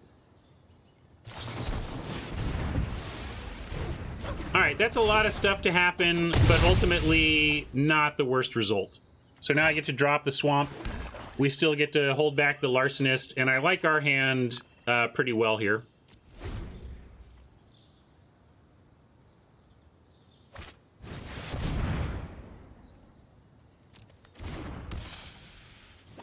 Quaddle's good, but is not going to be bigger than Slag for a couple turns, barring a massive effect. Although this makes me... I can just sandbag... We can hold Augur and land until we find another land, and in the meantime, work with Slag and Immolator. Yeah, Imp holds it back too. So given that we have things holding stuff back, I'm going to go Immolator here, and then hold up activations. Could even just use Immolator as a 3-mana removal spell for the Quaddle.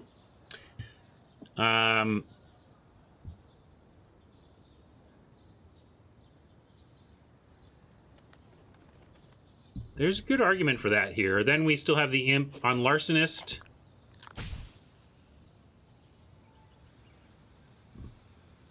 Kind of like... I'm just going to use this as removal. I'm doing it.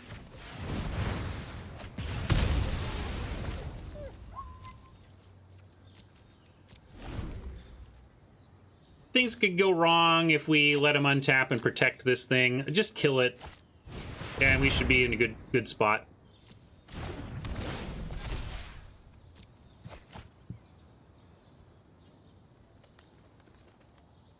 Of course, Rousing Reed gets its value the second it hits, so it's not like slagging this will be a 2 for 1, but it's certainly a better creature that we're happier to get rid of. So, like, probably draw a land in the next couple turns, slag next turn if we can get away with it. Oh, they're going for... Alright, well, we're going to try and block and trade here.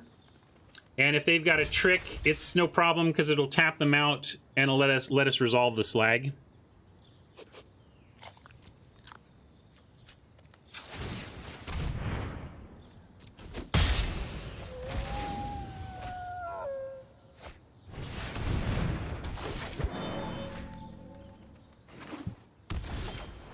Alright, well, that's actually what I wanted. Let's see. Are we likely... We have 2 drops in both colors. I'm going to tap out of red because we're more likely to draw red than black here. You want to leave up red. Yeah, we're more likely to... But we're not going to cast anything off of one land, right? I mean, I suppose we could draw another... we could draw one of our 2 goblins, I suppose, if we don't draw any land. It's just that we draw land, we're more likely to draw mountains anyway. But it's true that we do have those goblins. The arsonists are a reason to do it this way.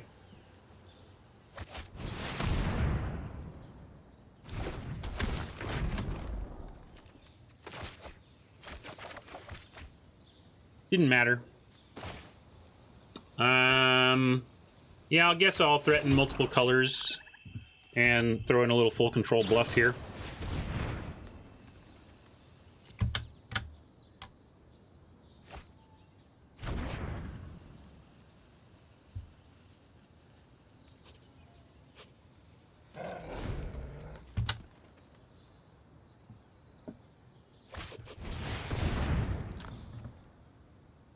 Maybe we should kill it. Nah, we'll let it happen.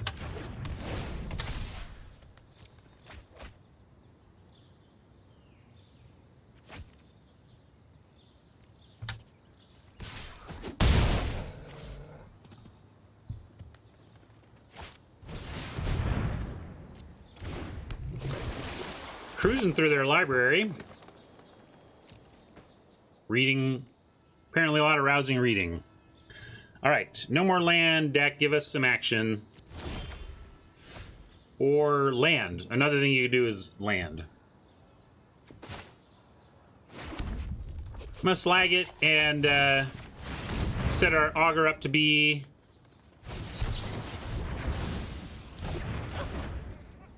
Did we just get miscast? Did that really just happen to us in 2020?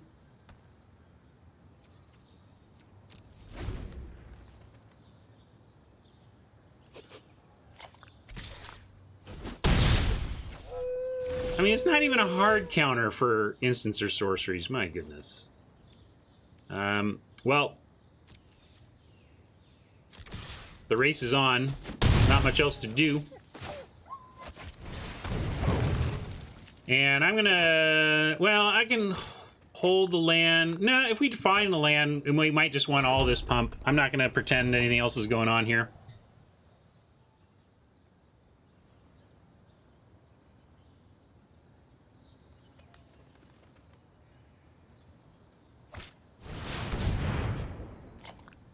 All right, the cur is important here, as we actually have something that can block that, and we also see what Oppo is really up to here. Rousing Read on Megalodon. We need to get hyper aggro in game 2. I don't know if there's anything else we do to our deck to make that happen, but in terms of a mentality about what to expect here, double Rousing Read, you know, we can't really... It's going to be tough to beat a 6/8 flyer that we can't target. Yeah, Imp can stop it, so we're certainly not cutting our Imp. Veto. Fascinating. Veto could turn the cur into almost GG. Let's see. Pump it 4 times. It becomes 9 power and deals 9 to their face. Yeah, trouble is we don't have... We can't activate and do it, right? Yeah. Sorry. We can only do it with the leftover mana. Still playing it, but not quite as amazing as I was hoping.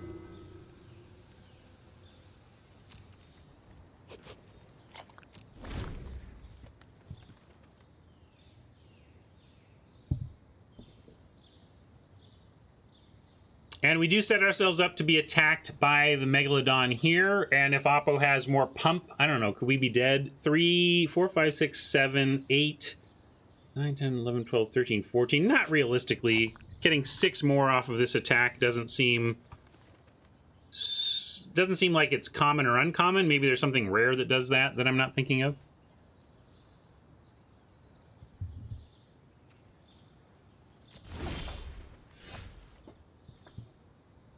So now with 9 lands, we spend 5 on the veto, and we still have a double pump on the cur.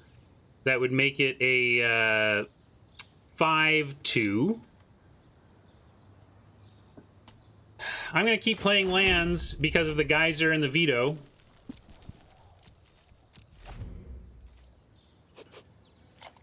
Veto is powerful, but not enough to just win the game on one swing, so there's no point in doing that. We should try to build our board more. And hope that the threat of veto is enough to keep Oppo back. Looks like they're going to go for the 3 in the air plan right now. Devotee is interesting, and we're close, but we can't like activate this and have something die, and we need... Well, I will play this now, though. No, I don't want to do that. I was thinking about attacking with just cur, but if it dies, I'm going to wait. I'm going to not try to hide our devotee, and I'm going to try to get a much better attack that sets it up for next turn. Right. Ganmore is where I'm at. Don't try to get cute with this turn. Try to set it up for next turn. And maybe we'll find something like our Sure Strike or something that actually helps us leverage this whole board a little bit better. There's the tutelage I was kind of smelling from this deck, right? I mean, we all felt like that was probably where they were going with it.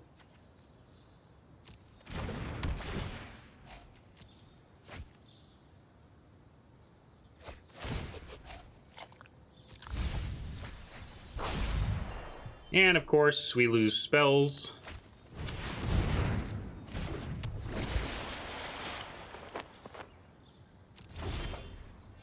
Alright, found one, though. And they did pump our auger up.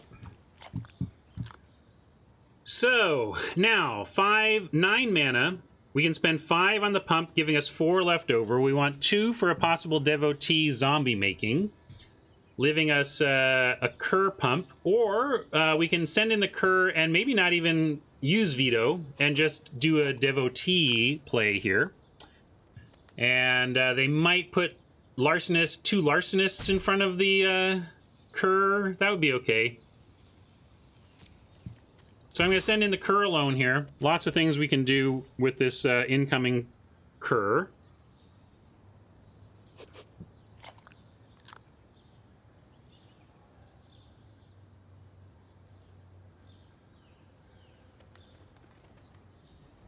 Almost feels like they have to put double larcenist on it.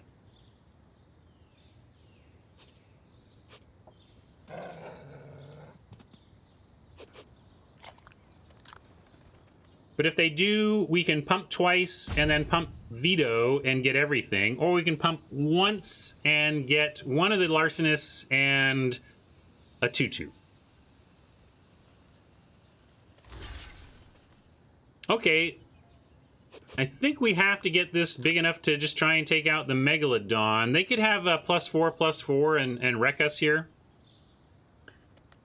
But I think we got to try.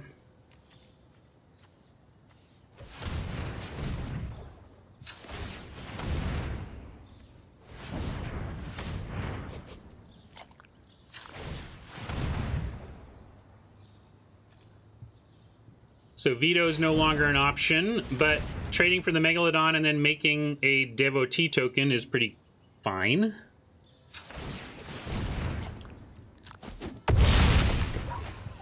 We can even play this.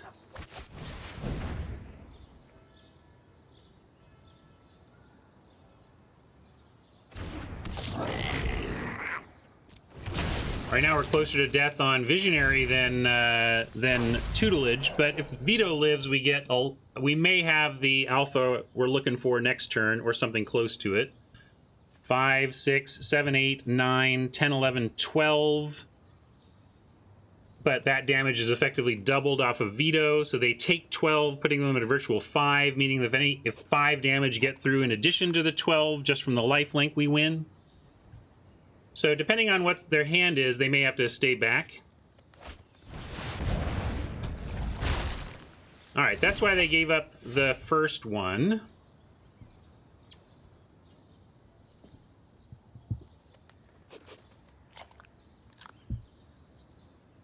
So they're not attacking. We can play Immolator and still have all of our stuff available. I'm just wondering...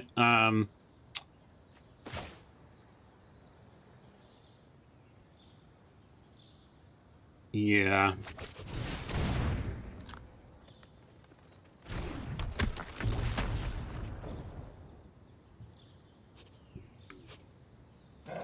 So do we want to clear a Larcenist out of the way so they don't get 2 blocks on?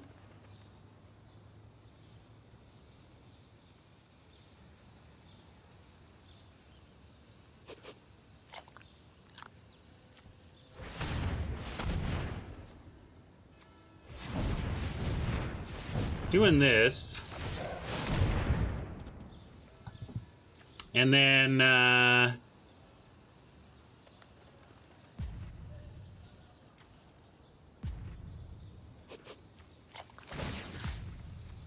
do this now.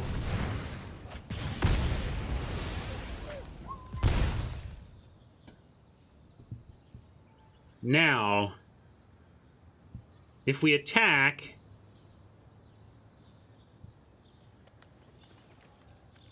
Yeah, we can't make it, but it's still good, right? This is still good. We don't need to worry. We need to just veto our way to a win here.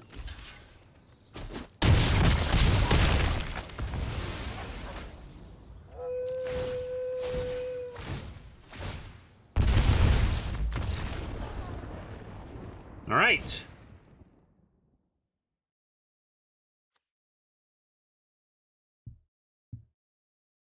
Clearly they blocked wrong because they didn't need to die there, but they let too much through. All right. They are looking to mill us out and make flying death touchers. Or flying hexproofers. What are we doing about that? Probably need to... Maybe this is where destructive tampering can do something as they get up their defenses. I didn't see artifacts to get, but it's about attacking on through ground blockers, especially those 5/7s.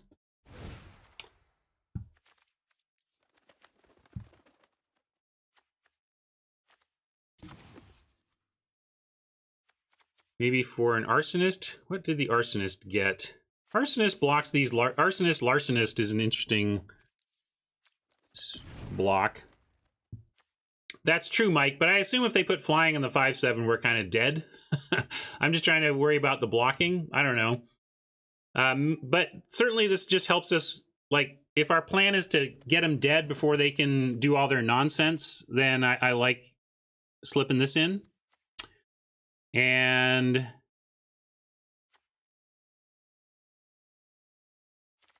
second strike. What did they show for instance? I don't want to get blown out. They can miscast. Unsubstantiate makes me nervous about running the strike. The Titanic growth. I'm going to skip second strike. In fact, it almost makes me want to cut the first. I'm going to cut an arsonist though. Yeah, mind rot. We don't have mind rot though. All right. Run this.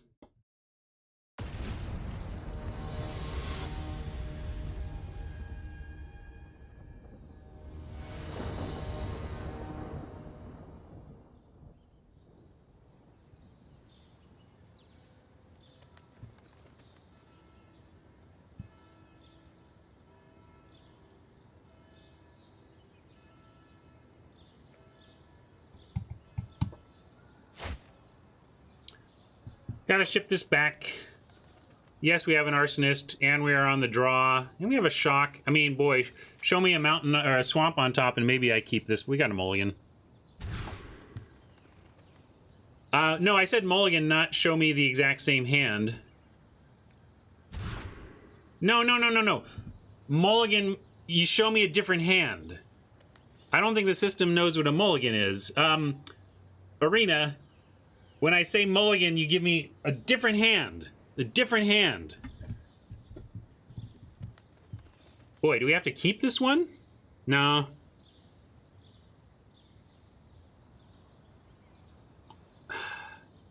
We keep 5, what are we keeping? 1, 2, 3, 4, 5. Maybe this is a keep.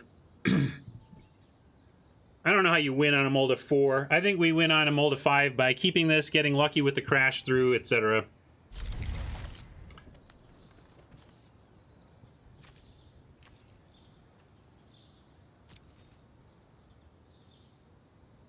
Must be it, Mike. It's the only explanation I can come up with.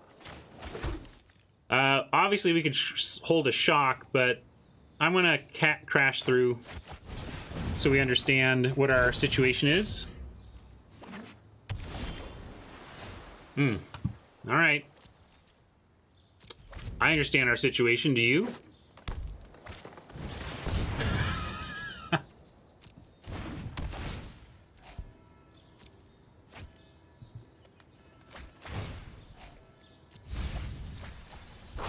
Okay, milled 2 non-lands.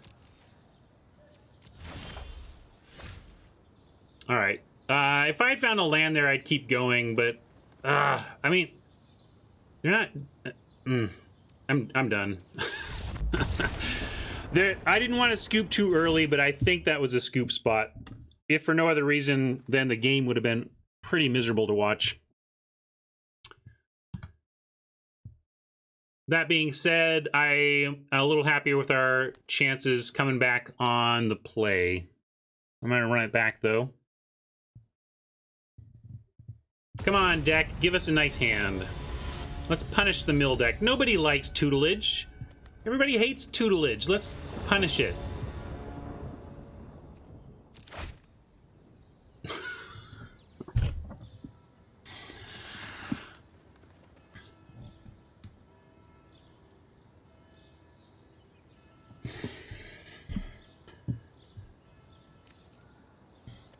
Destructive tampering is about getting through ground blockers. Yeah, it's about alpha striking.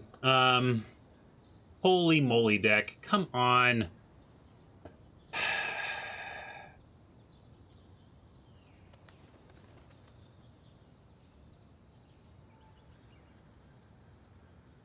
Hodge wants to keep this. Mike wants to mull this. Well, what am I supposed to do when Mike and Hodge don't agree?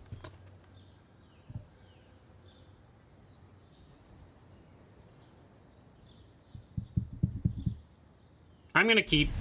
We got a grasp and a lot of mountains. We got a lot of mountains.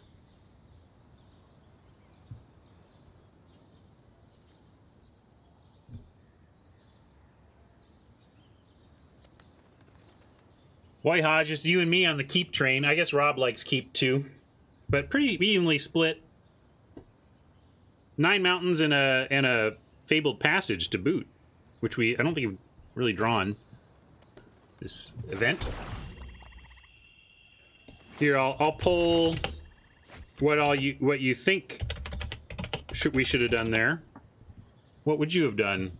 No fair using this mountain as your answer.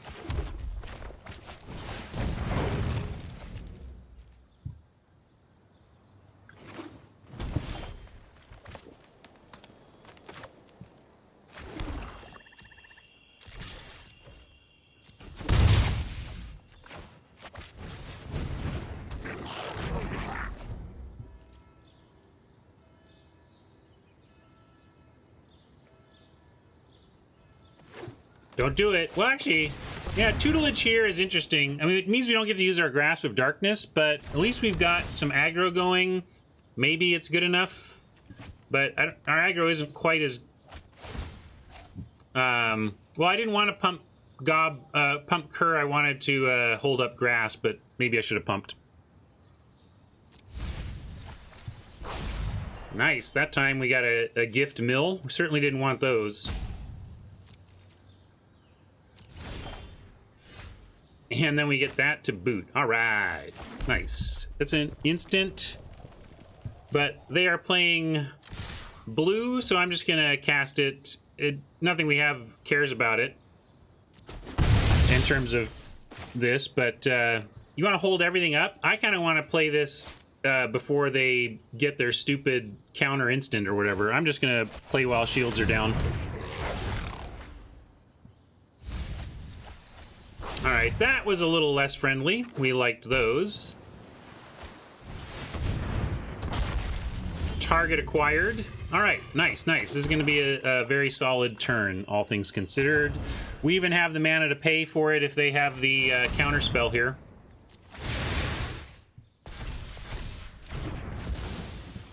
Doesn't look like they did. Immolator is going to be what we do, but we can attack first.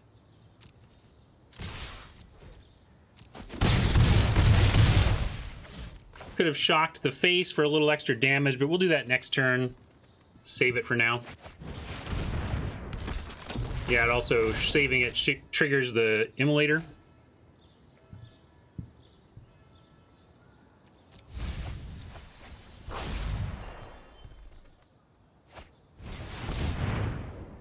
That seems great for us. And this is what happened to us, honestly, when we played Tutelage. We ran into 2 aggro decks and a Tutelage deck and went 0-3.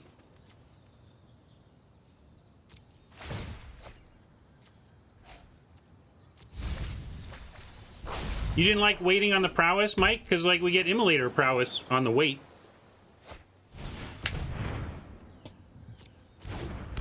No, yeah, we're not shocking on their turn. Coming up, us house.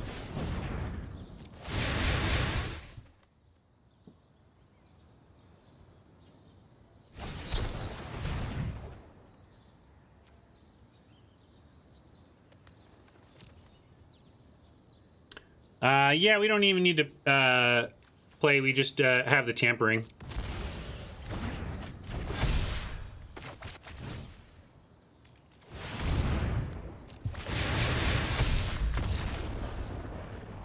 Okay.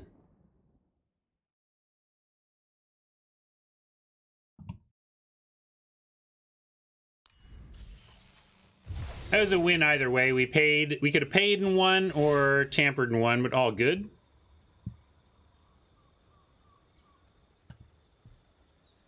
No. The bad mulligan we scooped on like turn 3 to a tutelage with 1 land in play. 2 wins is not all your money back, but it is 1,000 gems towards the total. So we got 2/3 of our buy-in back. That was nice. Oh yeah, they were not lethal if we paid. It was still pretty good though, right?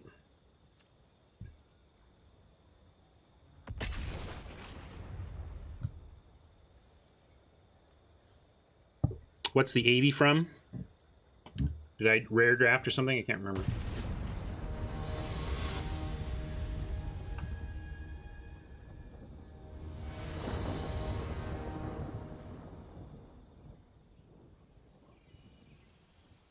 Sure.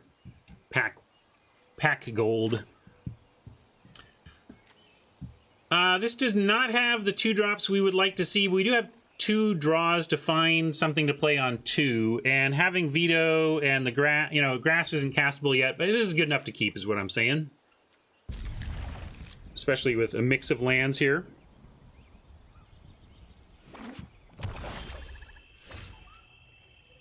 I'm going to start on swamp in case we, for some reason, find a swamp and want to grasp some hyper-important 2-drop.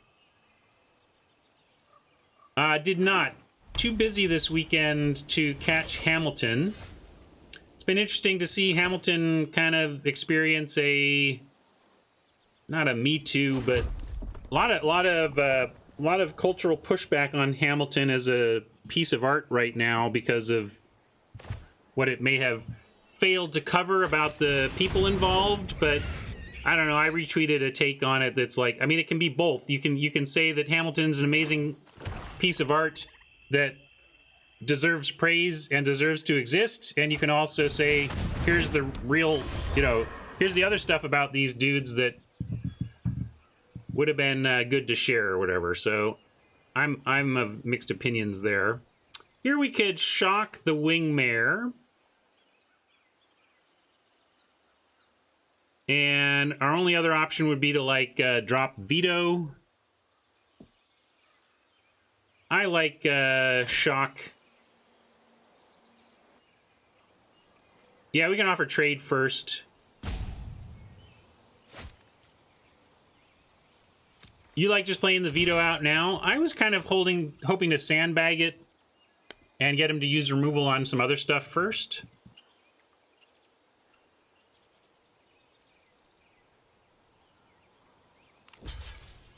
So now you get into spots like this where, like, okay, Oppo is willing to trade the Wingmare for the Imp. They want the Imp dead. Maybe that they're going to try to get something in through the air after this, and we should just shock the Wingmare since they seem interested in the trade. But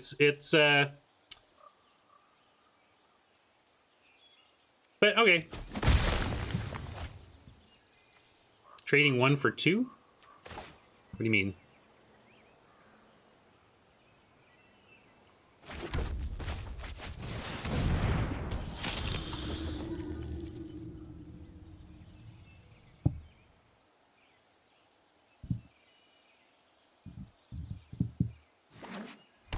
Oh, because we were hoping they would do exactly what they did, which is trade that off.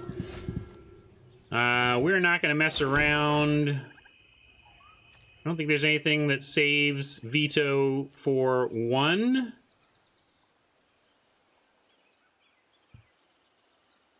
Well, actually, I should send in first. If they block veto with veto, we can shock. I'm just gonna attack first, Mike. Well, I can't weird and grasp. Wow, they're very kind for us, though. Although, yeah. Yeah, we had to make sure they would block. I never would have blocked veto with veto. I'm never saving 1 point in that spot, but hopefully we can punish Oppo for doing it.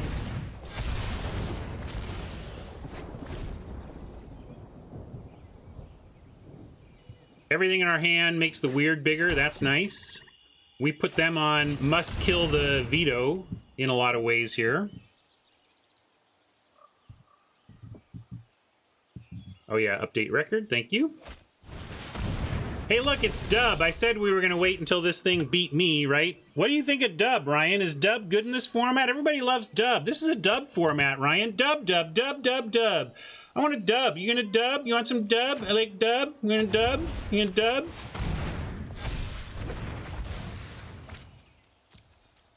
That's what I think of your dub.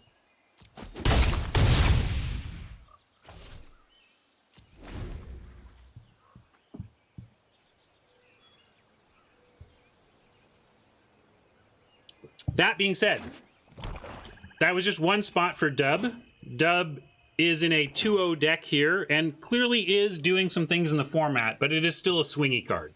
So I was being all all snarky about Dub, but it's not helpful to be snarky. It's more helpful to be realistic and actually think about it and say, okay, this is a 2-0 deck with Dub in it, and we happen to have the answer there, but if we didn't, it would have been a problem. But it still just comes back around to auras are high variance, right? Auras are high variance. And that's a great point. Fuski says, I don't think I ever dub on a creature that's summoning sick. You got to get your value out of that dub with at least one attack, right?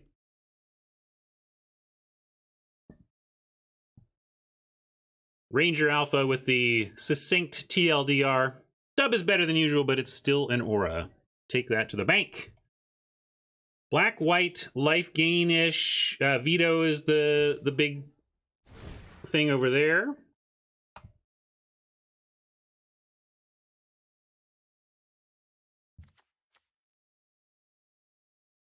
Oppo seems willing to risk combat tricks. We could bring in, oh, sorry, redeemed meme. What did I miss? What did I miss? Chill, you got it. All right, everyone, chill.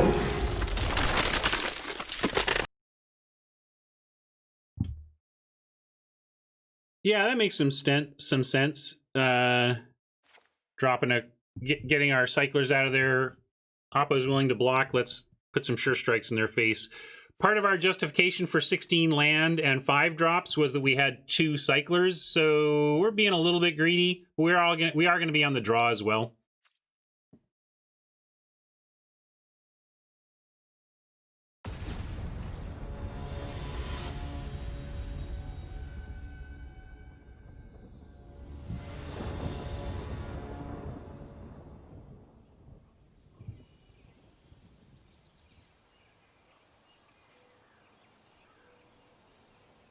Second pitch burn on the strength of the veto killing. That's not how we're gonna kill veto if it matters, right? I think if we've successfully killed veto with a devil, we're probably in rough shape. Gotta mulligan this. Gotta keep this. I'm gonna keep this and I'm gonna be greedy. We're gonna ship a mountain. Everything we have here is 2 or 3. Even if we find no land, we can cast 2 Heartfire Immolators, and any land lets us cast literally everything in hand. Oh yeah, I forgot we had Gadrak. Again, we also have a Fabled Passage somewhere in here.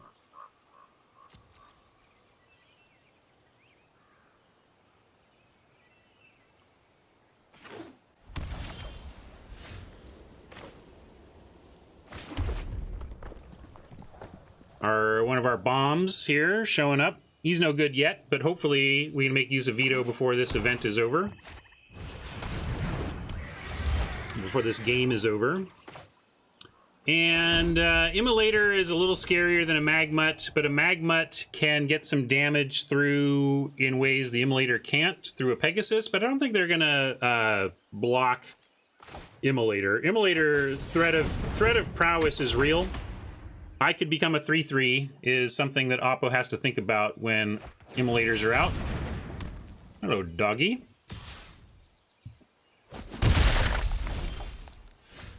Missed the land. We took that risk. Given the situation, I'm going to offer this Immolator for the dog and see if they have the gumption to block something that could become a 3/3 pretty easily. No, they're like, nope, I don't. And unless we like draw a shock or a first strike trick, there's not much we can do next turn without drawing a land. You want to just pass? What do you mean, Rob? I mean, we've got to play Mutt or Immolator. But we can mix it up. Yeah, if we had a clear path to, like, actually triggering prowess next turn, I'd be more inclined to immolate, but we can Magmut here. Yeah, I don't think leaving up Immolator Sack is worth it when you're stuck on 2. You can't be leaving up mana on 2. You got to be making sure you're using every mana every turn to be able to hang in while you find your missing lands.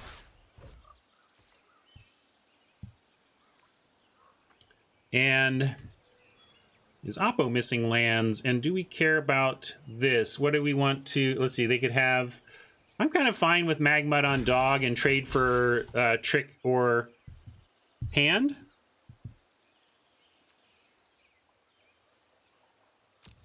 Yeah, trade for dog or card in hand.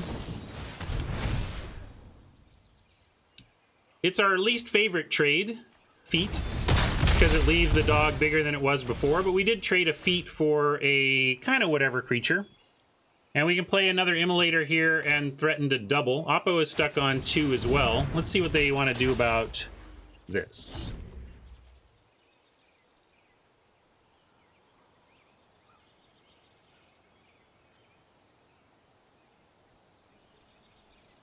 A dub would be all right here. 5/5 first strike watchdog would shut me up about dub for a game.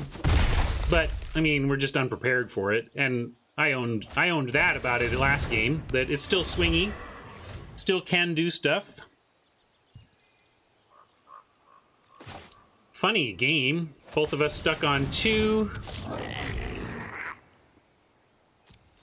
Good question. If we end up with a 3, we probably just drop Gadrak. Spellgorger weird, can't get big. If we draw a swamp specifically, we could talk about the Thallid instead, but I think I just like going for the big Gadrak, because then stuff dies and we can actually start getting the treasure tokens. Like, Gadrak potentially produces mana, so I think it has to be Gadrak.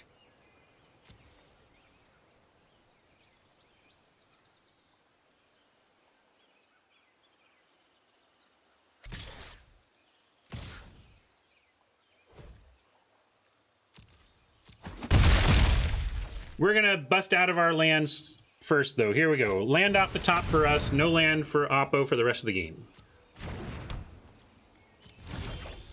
All right, we'll take it.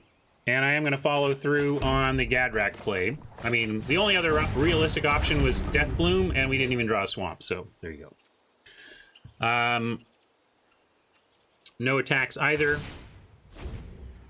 We could suicide some stuff to get Gadrak treasure, but the Arsonist actually threatens to 1-for-1 with the Watchdog, so I don't like, you know, trying to get cute with Gadrak right now.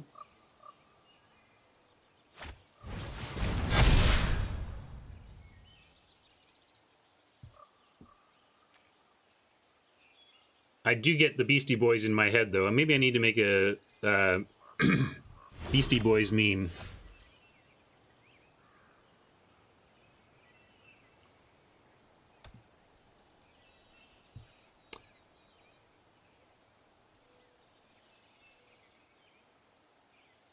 We can play the Cur and still have Immolator up. That seems reasonable, but also if we play the Spell Gorger and find some spell action, we can start making this big. So I'm going to go weird now.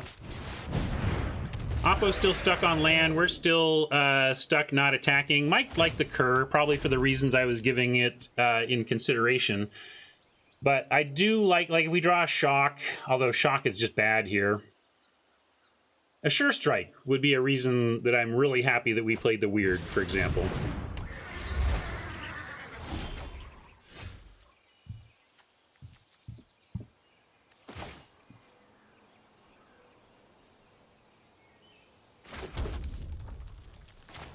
Yeah, that's reasonable, Mike.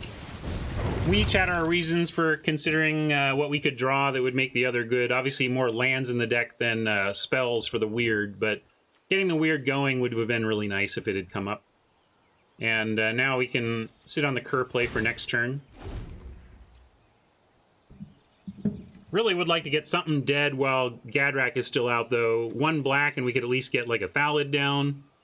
Couple of treasures, and we have Veto, although no, I mean, we Veto activation, but we need swamps to make Veto a thing. We can get Death Bloom out on the strength of Gadrak. Veto is not a thing off of Gadrak.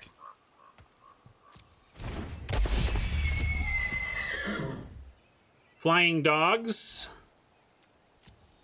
Now they just want to go with the thing that already flies. Sure, makes sense. They can send to the Peggy here, and we're not going to block. Oppo, look at what Oppo has accomplished off 2 mana. Hat tip Oppo. Good job, Wolf Burrito. This can be a really frustrating spot for anybody, but and I don't know how many lands they're playing, but Wolf Burrito is really making a game of it off of 2 land. Oh yeah, not the Swooper. Sorry, just +2/+0.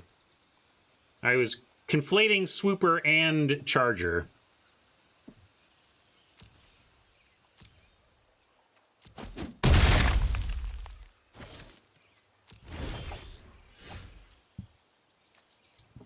All right, now we can send in the Cur, at least to try and get Gadrak and trade for something. I mean, the Cur threatens to be a 5/2, and 5/2 trades with something on this board at every point. So, like, no matter what blocks it, we can take something out. And if they block, we do get a Gadrak token.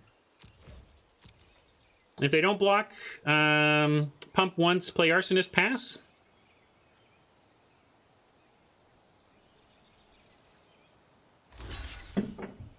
All right, well, this one doesn't even require a pump. And I will play the Arsonist, and we will get a treasure. Now, oh, 2 treasures, right. It counts Oppo's stuff. I was thinking some stuff only looks at yours in the set, and some stuff looks at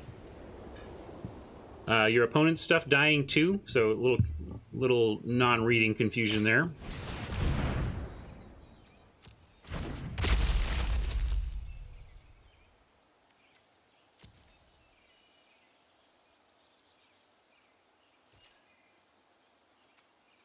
Who said Oppo could get a 3rd land? I didn't.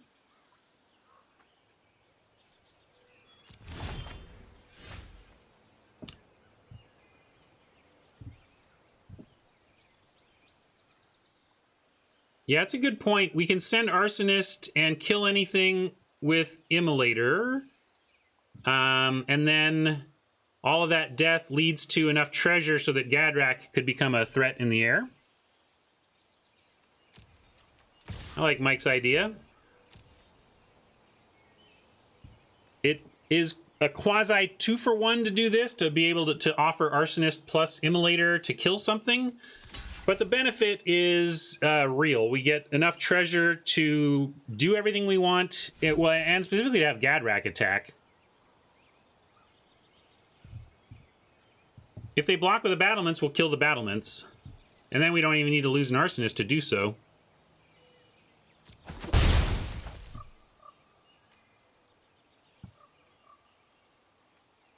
We could slag here, but I think we'll wait on slag. See if they... Gadrak whack face. Gadrak can't whack face until we get more artifacts out.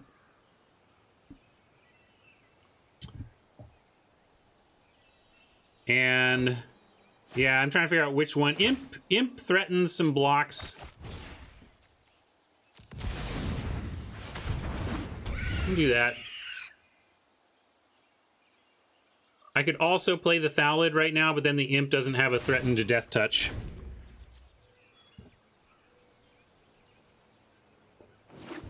It's the main now, Fiddles. After the first match, we all just decided the black looked worth it. Yes, Gadrak is only on our turn. Still, if the Imp needs to die to keep us alive, so be it. Oh no! Acolyte! Alright. Stuff's getting big now. But this is also why I was waiting on the slag. Let's wait and see what Oppo's really doing in the once they get to 4-ish mana. If they go all in on Watchdog or all in on something that allows a attack, we can slag that.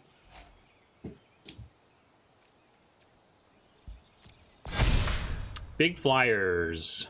Understandable. Now they can bluff Gadrak, really. Not with no mana, but... yeah, with that, we'll be taking out a flyer, and...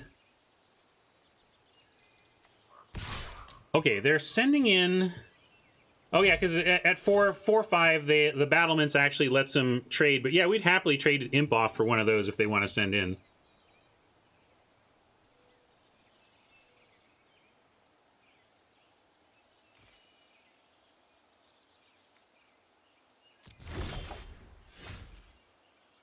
All right.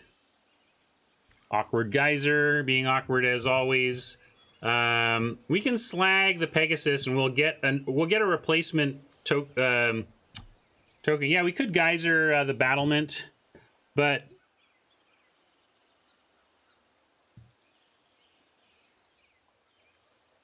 you just want to sit on it, wait on everything.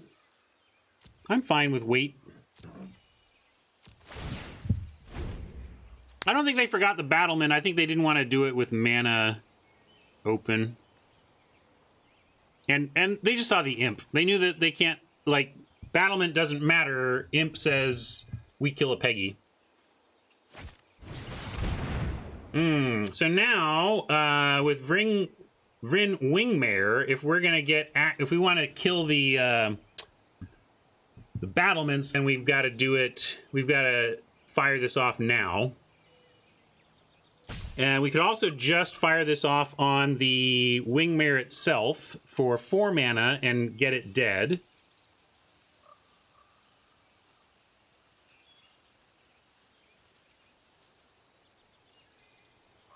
Well, Mike, if we let the Wingmare land, we do... well, we still have the Imp. All right, we're going to let it happen because I still have the Imp to protect against attacking Pegasi.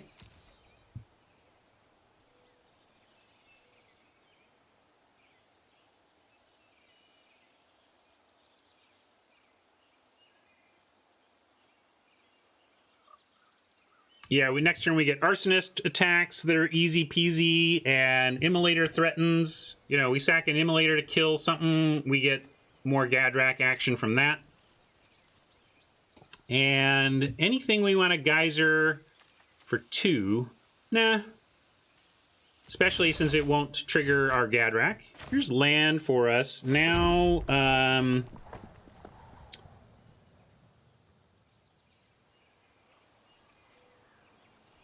we could slag and immolate and end up with quite a few tokens, treasure tokens.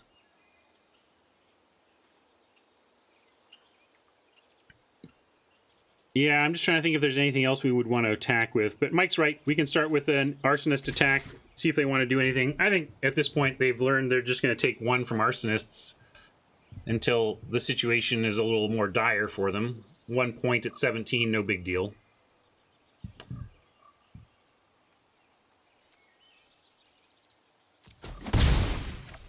So if we immolate the mare, then we have Geyser up again. Yeah, I'm fine with immolate mare. I think that's a good use of 1 mana here.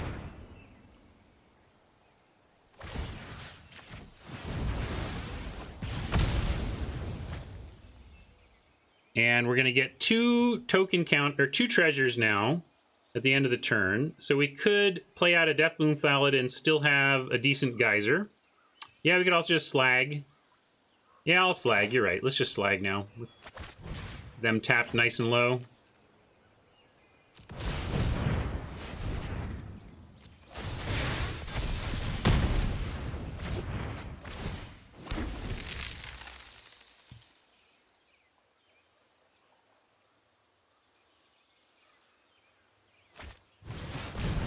Judgment. All right. Well, Gadrak did some nice work for us, but it's time for him to go. Right? Unless we can shrink it somehow. Can't shrink it. So, dead dude.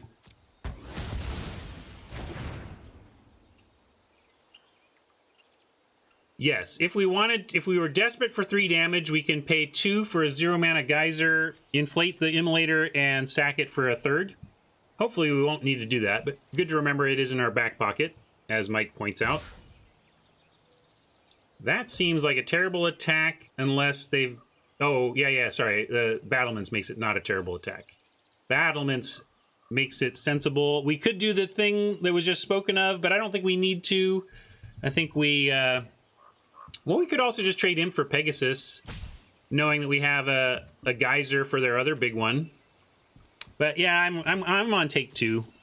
We can set it up where we can Volcanic Geyser and really blow them out. Geyser the Battlements mid-combat. Which is likely to happen here coming up, given the lack of the Gadrak in the air now. So, 5, 6, 7, 8, 9 total mana. 1 for the Imp is 8. 1 for the Immolator is 7. 7 mana left gives us a 5 mana Geyser.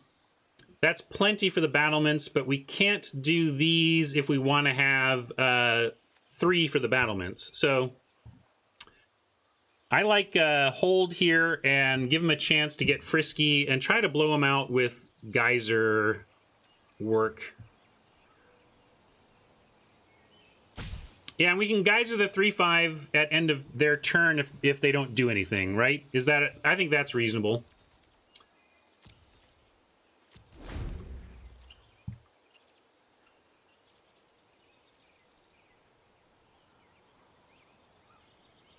We have a board here that is suggestive of getting frisky and moving in on us here, but if so, killing the Battlements is big game. Exactly. The Weird can get bigger off the Geyser. The Weird's a virtual 4/4 right now, which can block. Ooh, do we have to train our sights there? How do we kill our own... We could Geyser our own Arsonist. That's fancy play, though. Of course, we just kill the Sea Strike if we think that's that important. What we need is these to die naturally to kill the Striker. But they might go all in on Striker, and we can wait for them to like try to make it huge and then respond. Yeah, we can just immolate a Siege Striker here. That's a reasonable play. But I think we can do that in response next turn, right? So I'm going to just do the plan here and Geyser the Peggy.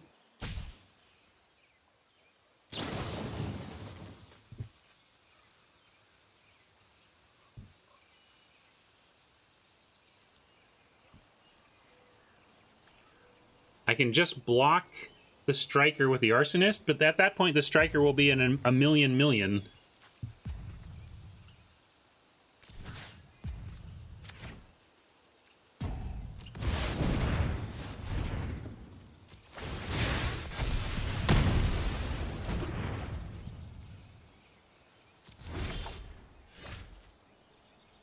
Well, it would have traded for a feat then if they had the feat.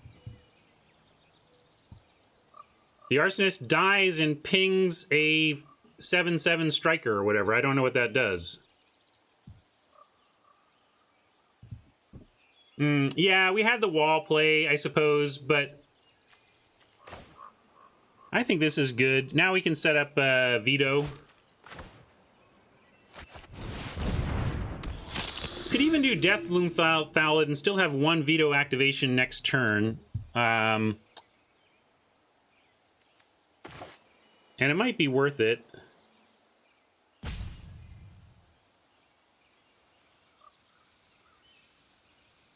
Yeah, I like it. Because we still have the 2 black sources for veto. East wants to play the land. Mike wants to hold it for Augur. We've used our Geyser, so I like holding it.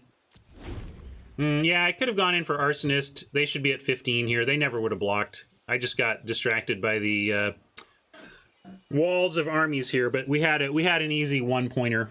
So we'll see if that matters. They should be at 15 right now. There's no way they block an Arsonist. Like, 0 chance. Yeah, we should kill Striker, but we can do it in response. I want to make him commit to an attack with it, and I want to make him tap a bunch of stuff with it, and then with the taps a bunch of stuff on the stack, we sack the Immolator at that point. Yeah, they do have the 0-3 block, but we could immolate it out. Yeah, I don't think they would have.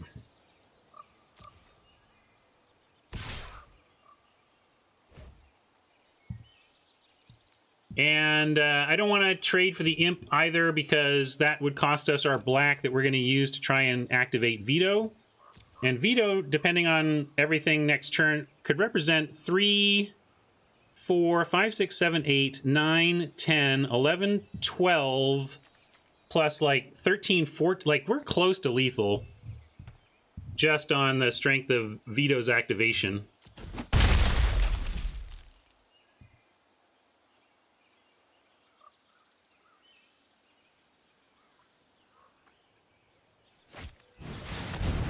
Ugh, Gaggle Master is an excellent, excellent play for Oppo right now.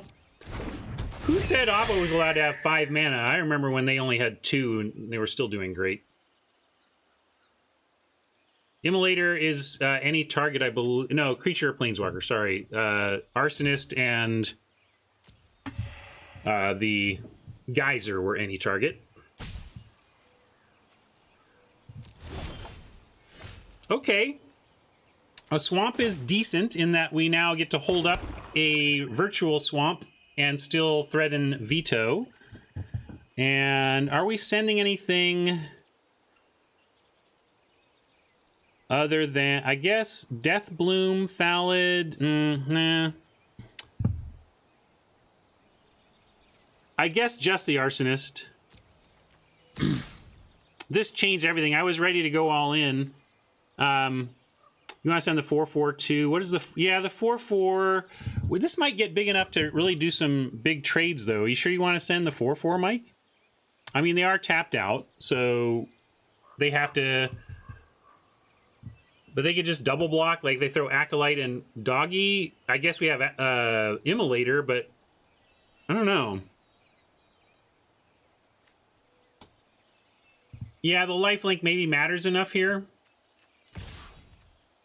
I'm a little hesitant to follow the Mike line and trade away our weird here, but we are out of cards and at 7 life facing some pretty dominating flyers. I mean, we have a Fetid Imp for the Gaggle Master, but yeah, we also have... yeah, I'll do it. I think Mike is right enough here to get at least a life point swing out of this.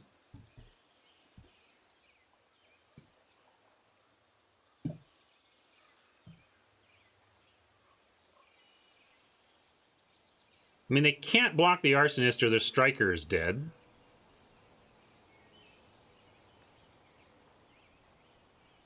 So Mike's worried that this Imp is too fragile of a defense. Got to get on it or the Imp dies and we just lose.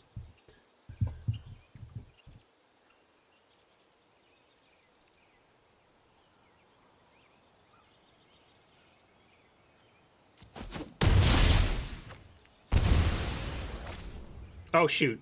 Sorry. I thought I had already activated. Wow, what a punt! In my head, I had already activated, gang. That's all right. We have Oppo worried now.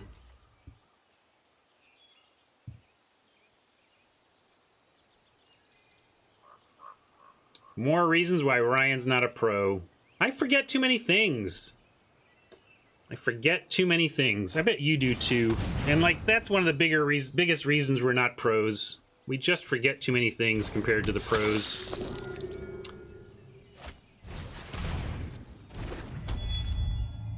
Now I'm going to have to... I don't think that necessarily cost us game there or anything, but this is starting to slip away on the strength of their veto. Yeah, they hopefully they think that... Not that I'm silly, but that I have extra plans.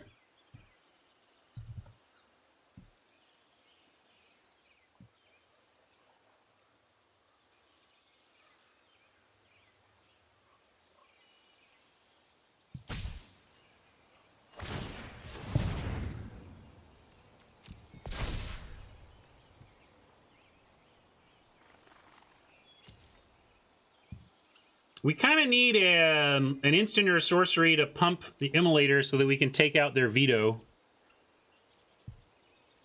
That's my request for the top of the deck.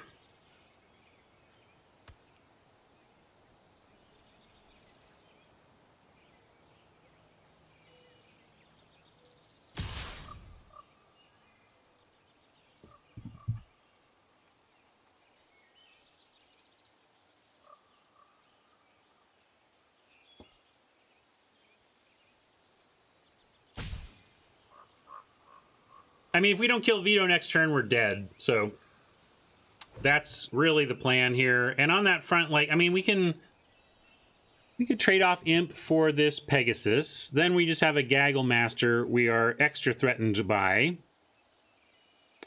But since it comes down to whether or not we can... Yeah, exactly. If it's all about whether we can kill Veto or not. This damage doesn't even matter.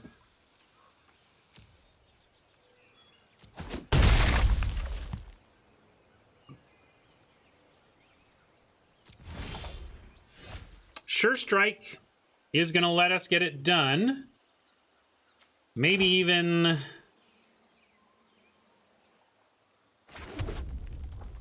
Here, I'm just going to do it now.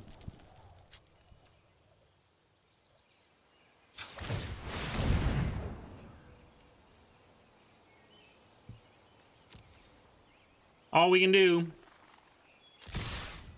And then we do have our counter punch to their veto with Sure Strike, sack Immolator, kill veto. So we did get what we needed to get out of this.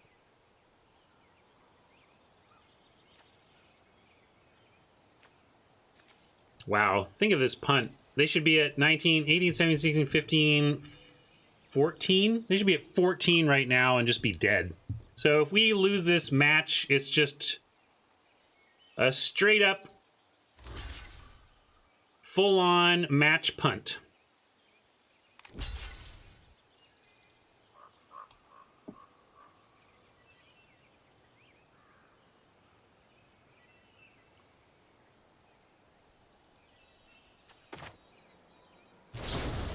We're gonna save Veto and deal damage and then kill theirs.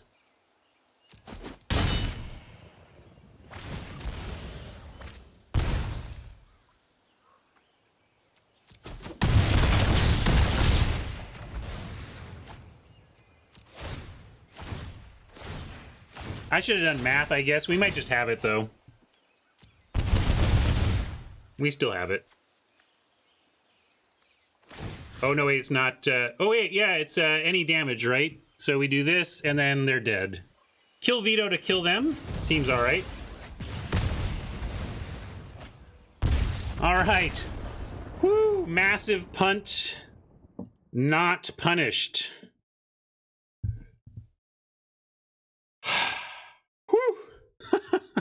Sometimes I get away with them, folks. Sometimes I stick my tail between my legs and I give up. I turn a loss or a win into a loss. In that case, I came up just short of turning a win into a loss, and we got there.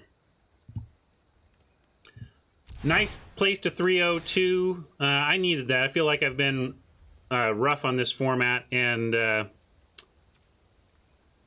happy to pull out a 3-0 today. A little ugly there at the end, but I own it. I own my ugliness and try to improve. That's all we can do. And hey, when you get free lessons, that's awesome too. Let's crack some packs, shall we? How about that?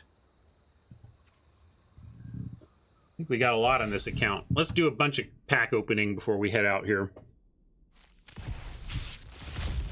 Count the gems. There's 20. Oh yeah, you need a profit meme too. Here, I'll give you that.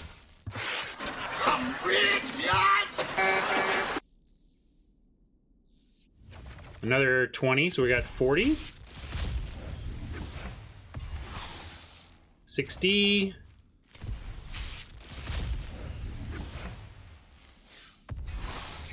Wild card.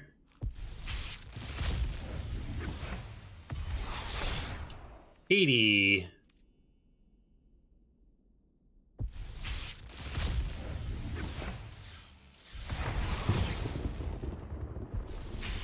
80 and some new stuff.